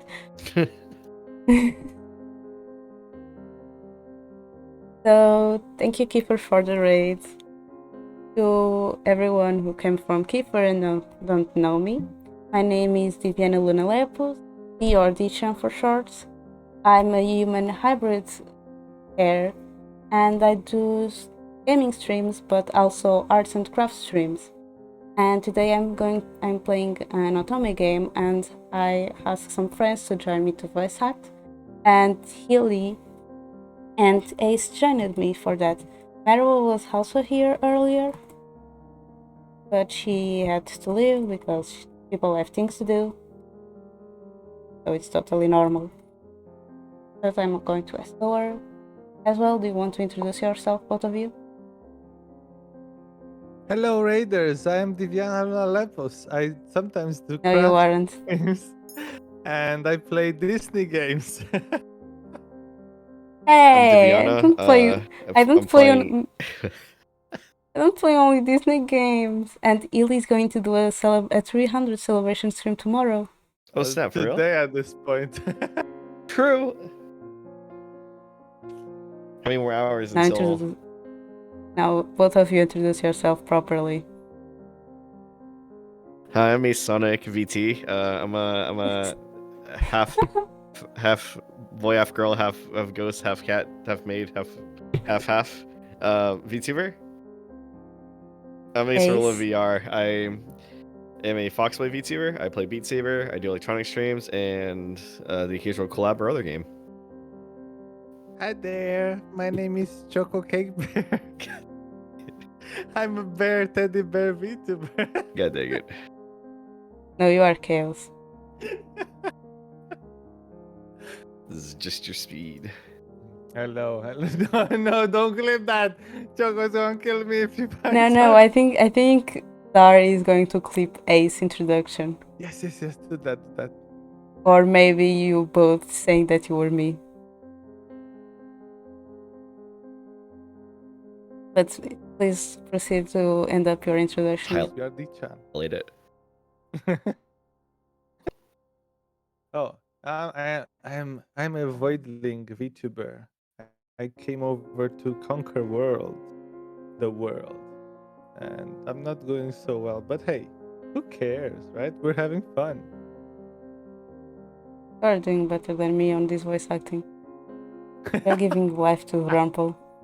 I mean, we in the void, we have good faking skills. That's why I can take a lot of shapes and voices.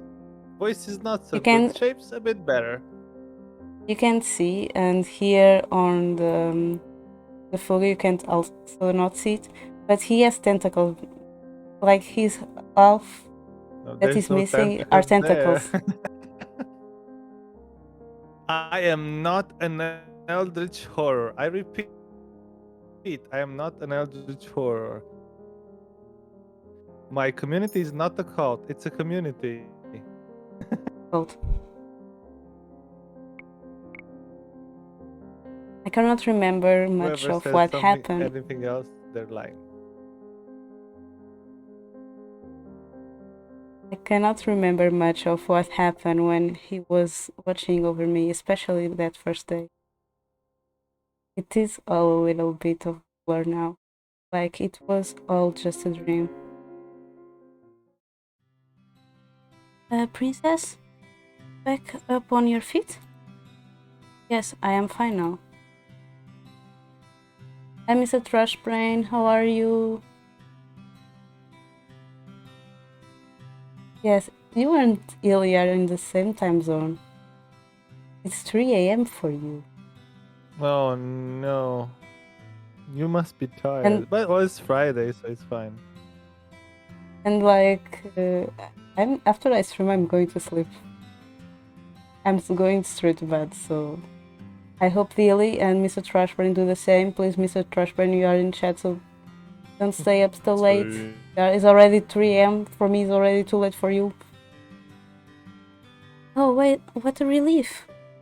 Last I saw you, you looked quite pale. When? I dropped in to check on you in your room. Who was there? He told me that he had everything under control. Why did you need to check on me? Because I was worried, of course. Maybe you've been working too hard. No, I'm fine. Just tell me what things need to be done. Are you sure you're okay? Oh, I miss Mera.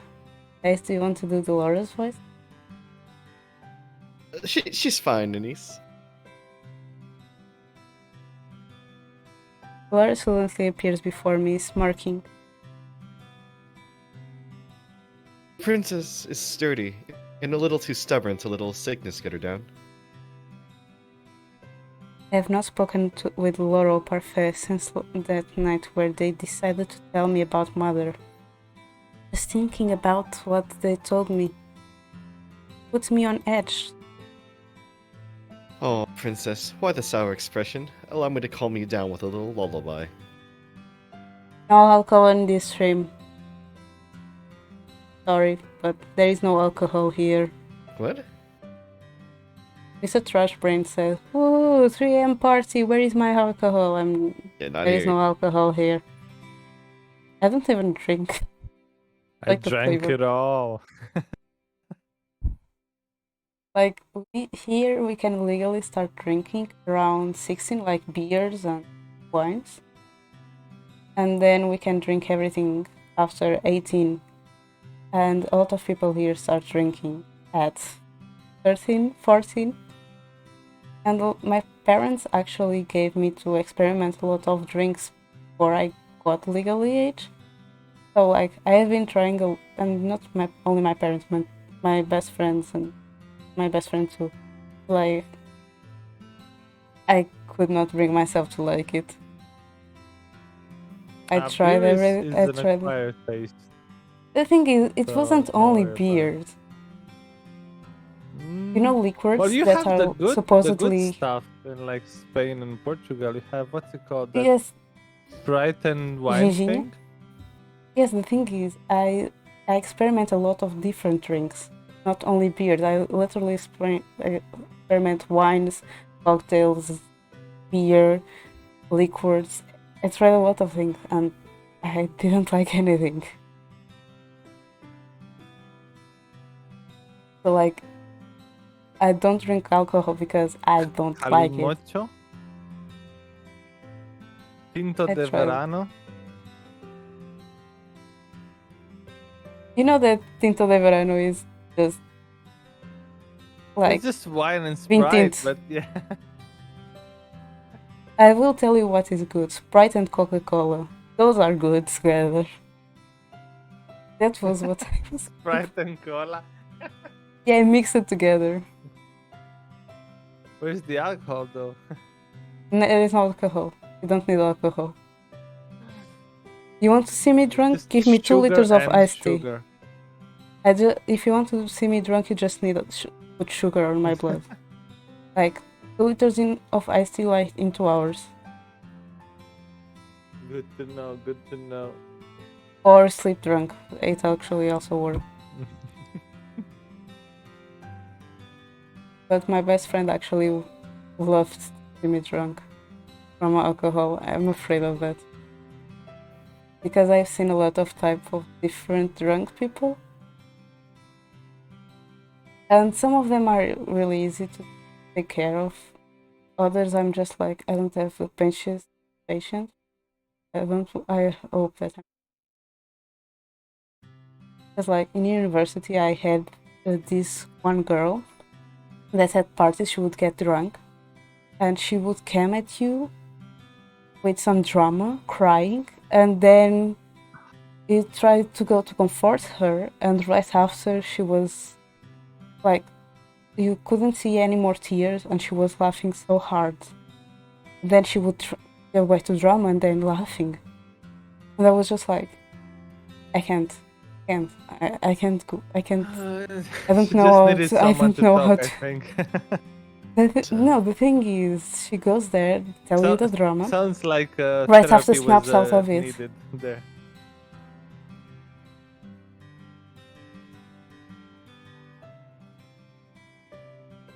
My only problem is just like, how can I do any therapy if she was drunk? She came to me with drama, and No, right it's after because there is no drama. she would come out when that happens, but well, with therapy, it's useful to get it out when you're sober. But if you just get drunk and talk about it, then it's not as useful. That's why she was coming to you when that happened. The thing wasn't only me, like No, I think everyone was she could every- find to talk to, it was like she would just go off for a yeah, bit. yeah. Like my academic brother, because here we have the thing that we got brothers and sisters from school if they have the same godfather as us. Like the seniors, we can pick one senior to be our godfather or godmother, or one godmother and one godfather. So I have a brother from the same year of college as me, and he was so drunk that he put his whole hands on my face, said me goodbye one time, and like his hand was the size of my face, so I could barely breathe, and I just wanted to go home. And then the next day, my godfather told me that he went to put him home because of how drunk he was.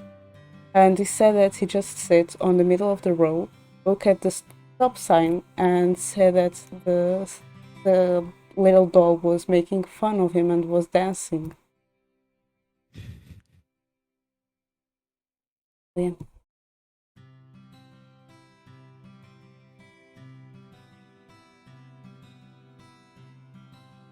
Yeah, this Illy Alcohol person brings is out stuff in people. a bringer of chaos that's have been bringing chaos to our streams. But we like how Me he is, so never. we adopt him. Excuse me? Oh no, it's this again. Twinkle, twinkle, little star. Now I wonder what you are. How I wonder what you are. This is happening. What is this? It Yes, is because happening. like the curse. When Delora gave us the curse, it was reaching the midnight, and we wake up in the middle of the night and we just heard "Twinkle, Twinkle, Little Star," and we were just like, "Huh? Is someone singing?" We wake up, we look around the room, and Laura was singing "Twinkle, Twinkle, Little Star." Then she transforms in a woman, blah blah blah, Is it and breaking up for you two, Illy? Or? I'm listening to Dichan on her stream. no, I saw that my PNG even stopped and Discord also stopped, so it's probably my internet problem. I'm sorry. But basically, Delora was, when he was cursing us, he was singing "Twinkle Twinkle Little Star." And this was midnight, so we heard that, and after we fell asleep. So she's trying to give us back the memory of that, because maybe that was also some kind of spell.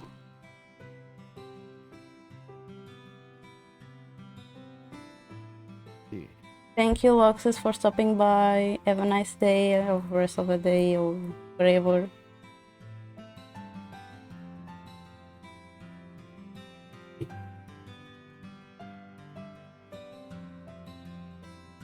Anis, give me those work orders now.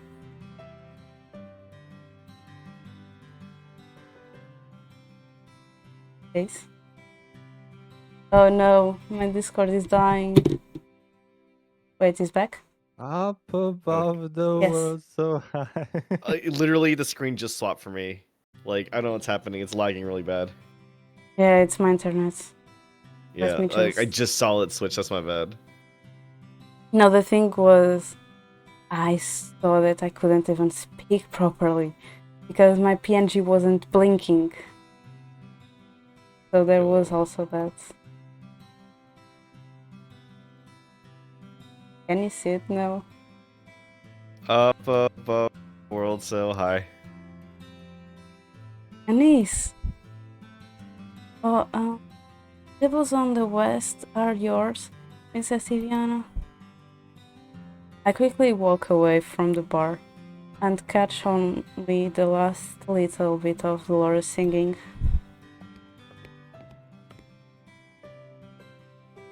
Like a diamond in the sky. She sang that the night I was cursed. Hearing her sing it again, infuriating. The song slowly fades from my mind as I go about my work for the day. I am still a little shaky on my feet, but so much that I needed to go back to bed. As I'm walking around the bar, I catch snatches of conversation as I serve food. I heard the king has been mediating arguments between his two advisors. Eh? That Mithros man? He reminds me of a snake, always smiling that slithery smile of his. That one in Alacaster. Apparently, there has been no end to their squabbles.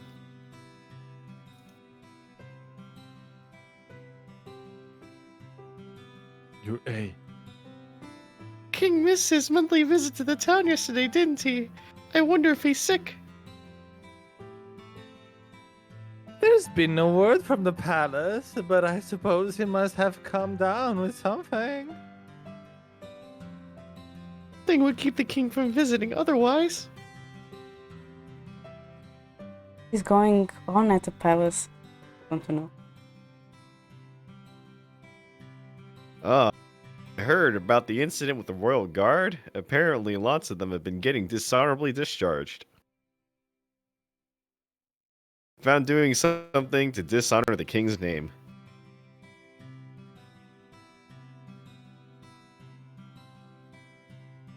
Really? Huh? Like what exactly?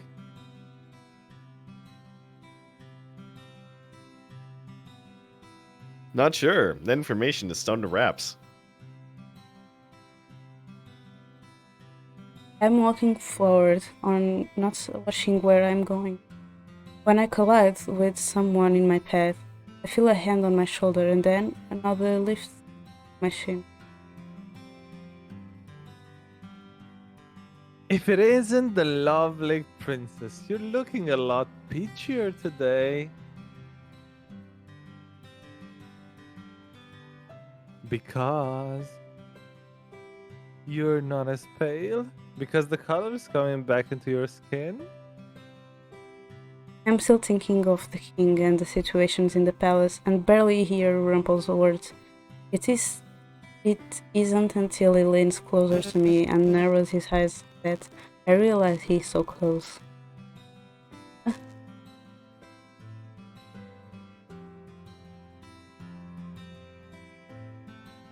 Ah, now Sleeping Beauty is truly awake. And here I was hoping I would have an excuse to plant a kiss on your lips, my sweet princess.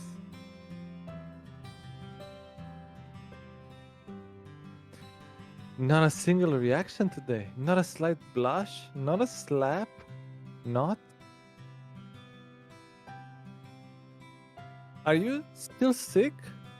Must I perform another examination? Examination? Yes, by looking closely at your face, into your eyes.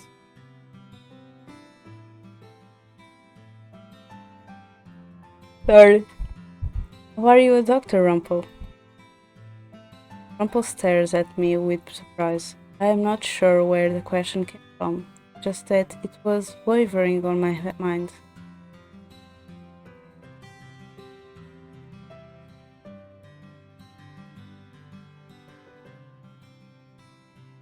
What? Princess, you wound me! I have not seen you do anything different from Anis. But my prescriptions. Even the people at the shops could tell us what medicines to buy.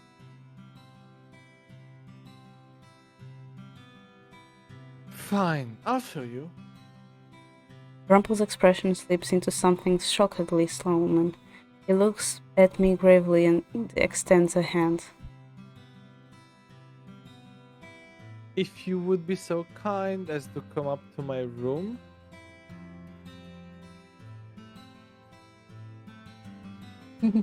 Thank you, Laura. Going to your room. Have anything to do with work? Well, that's where my Laura appears before me again, this time without the neat smile. She raises an eyebrow. I don't think either of your shifts are over. She looks at me first. Also, I meant for the lullaby to inspire you, not scare you, princess. For a few moments, she looks concerned, which startles me. The lullaby is certainly associated with a terrible memory, but the weight of that memory has dissipated over time. As my anger at Laura. Is it still there, but holding on to that anger does me no good? I sigh and shake my head. You have a terrible voice. ah. This is the princess we all know and love. She crosses her arms. Anyway, don't you want me to sing you into action again? Do you?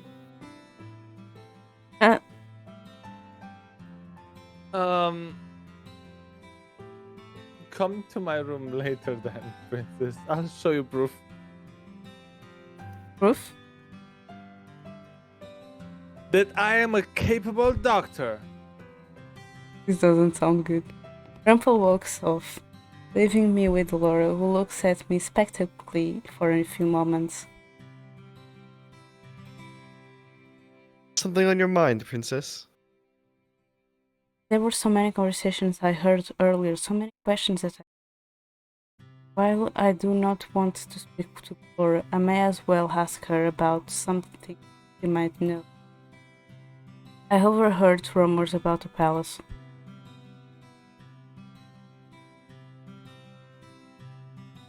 Did you now?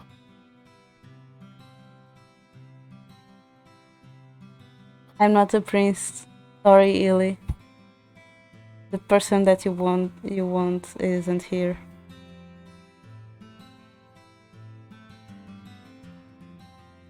We still haven't confirmed those rumors yet.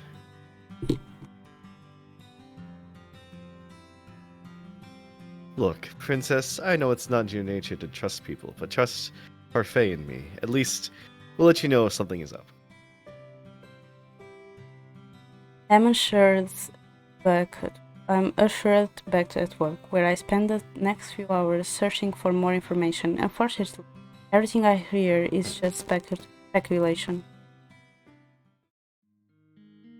Good work today, Diviana. Has Rumpel already left? I think he went to his room earlier. Thank you. Nils looks at me curious. What? You and Rumpel have grown a lot closer, haven't you? Well, we are partners. But in the beginning you didn't even want him as a partner. And now the two of you are friends?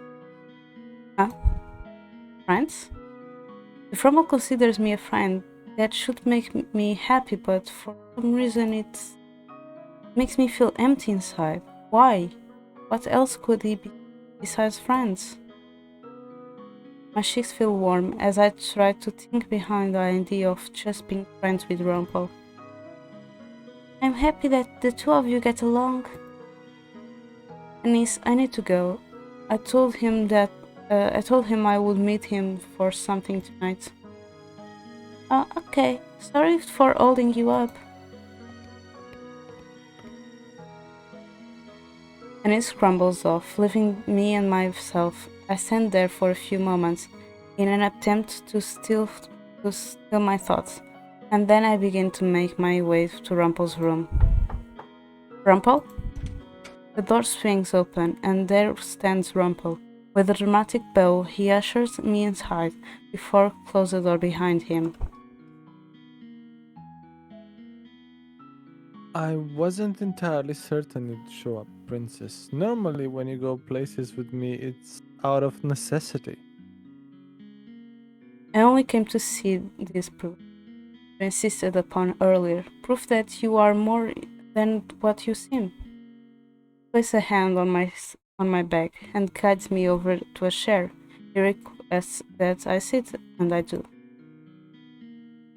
Here it is. My proof. You tried to read it while you were sick too.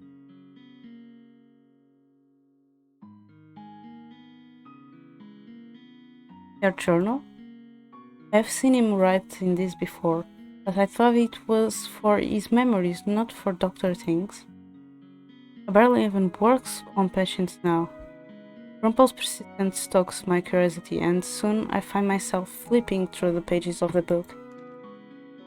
This was the journal you had when the Martian found you on the streets. You said it was empty then. It was. I have been filling things in from memory ever since I remember my job. The book is filled with diagrams of the bodies, both inside and out. I have no idea what most of the words mean. What are all of the smaller words here? Oh, parts of the pancreas, not very fun to talk about. There's the papilla, the pancreatic duct. Why is it necessary to use such big words for such small things? For clarification, sometimes when you diagnose a problem, it isn't as simple as telling a person that their heart is weak.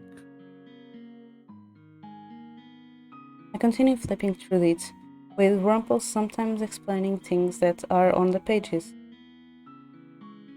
Though I do not ask for the description. Gathered throughout the journal are journal entries about his life. When I get to the last entry, I spot my name and begin to read, but before I can even get to the next word after my name, Rumpel has taken the journal from my hands. Huh? Sorry, my sweet, but a man's words are sometimes all he has. Insult them and you break him from the inside out. He thinks I'm going to insult his writing? But what did you think? Aren't you impressed with my sophistication, my breadth of knowledge, my intricacy? He drew some pictures and wrote fancy words by them.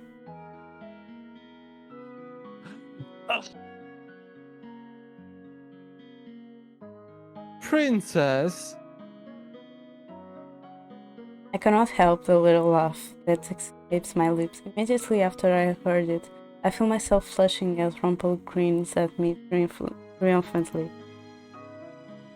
Your laughs are sweeter than honey, princess. And because your voice is back and you're no longer sick, I can hear it in all of its fullness. He takes a step closer to me and reaches out to touch my cheek. I flinch in surprise, but do not draw away. The rap beating of my heart is not at all uncomfortable, even if it does confuse me. He pulls his hands away from my cheek, then flicks my forehead. What was that for?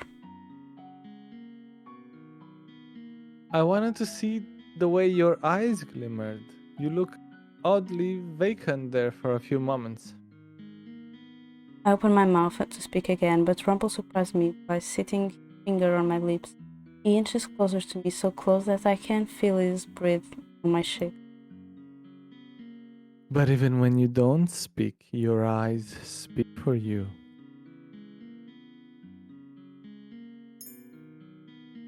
You have beautiful eyes, you know. I will stop here. I can't take it anymore. I want to sleep. Sorry.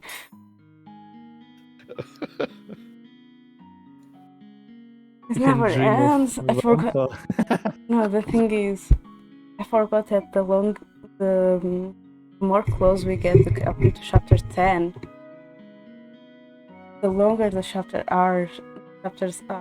Oh my god, we are still going for a bit, I believe. I think it's a good way to stop now on a choice and continue in 2 weeks. If you are all Sounds here. good. Rumpel is very happy Try to be around. oblige. It's just Actually, in 2 because, weeks, like, I will not be around. because Someone will be. I still have to do the good ending and then good reads and Walls wrote also good and bad endings on those two, so and I have game like 4 here. It's really good for me as well.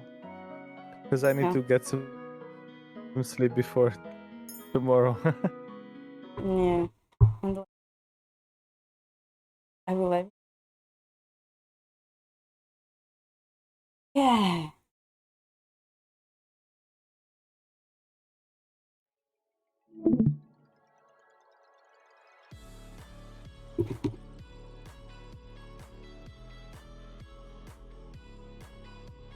Yeah, I don't want.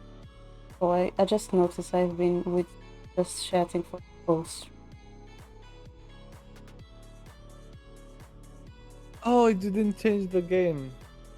Oh, but I was chatting and I changed it. I never noticed it. Oops. I'll change it then after. Nah, it's fine. Don't I worry know, no. about it. Only me. A bit was.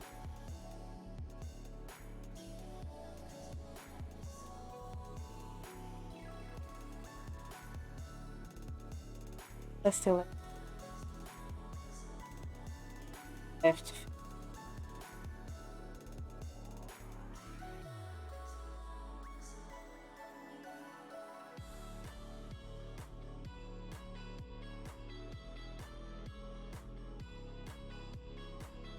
Anymore.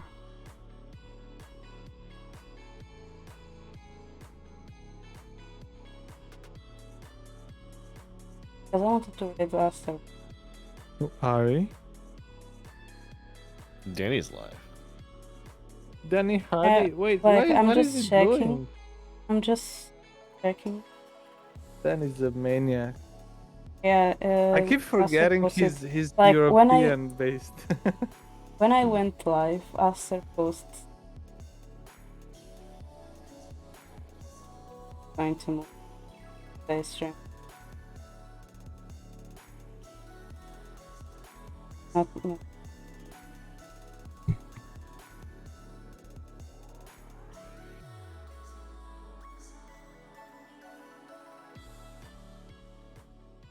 Mm-hmm.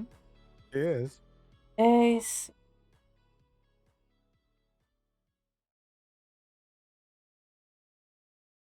I don't see. Oh yes, Danny did. Oh, Alexis is also on. I think he's already read the leg. Mm-hmm.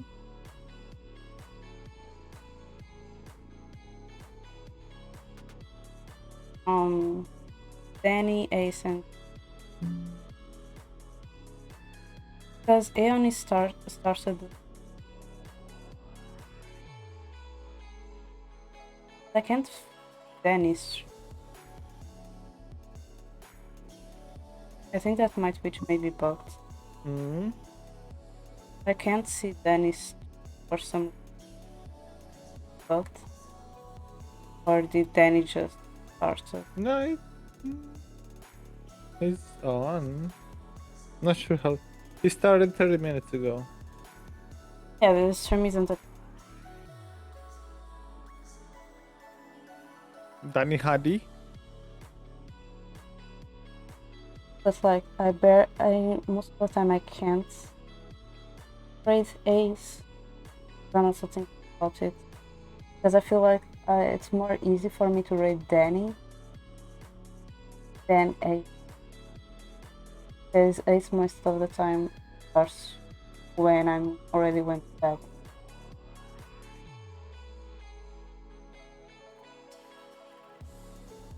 Yeah, true. There's also.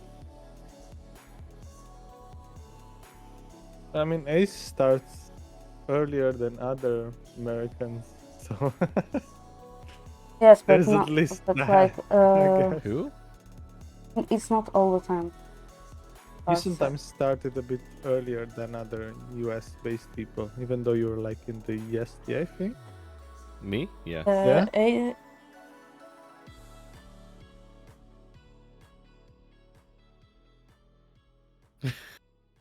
Oh, it was so good that I closed the game because my Steam told me, "Oh, you have to do an update." Maybe that was why it was. No, maybe. So I'll move normal screen.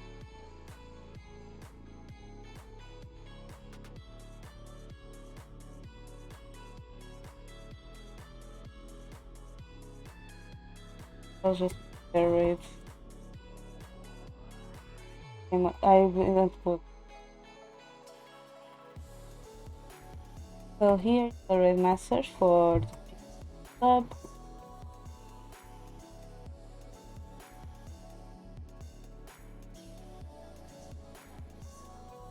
We are going to raid those sonically. made pet human.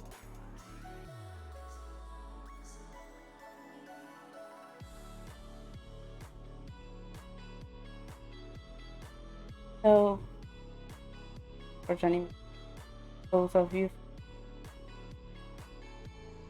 voice acting with some trouble with my internet, and I hope that the stream was a lot better in terms of sound, since I went to try and get a new mic.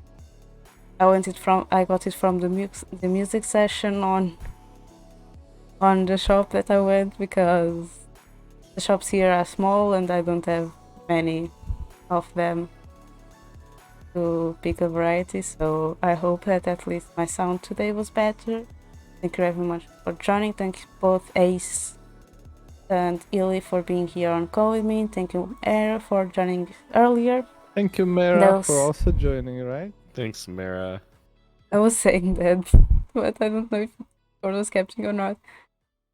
But I will see you all tomorrow morning at 10 a.m. GMT, 5 a.m. EST. So see you there. Rumble Bye-bye. wishes you a great evening. Good night.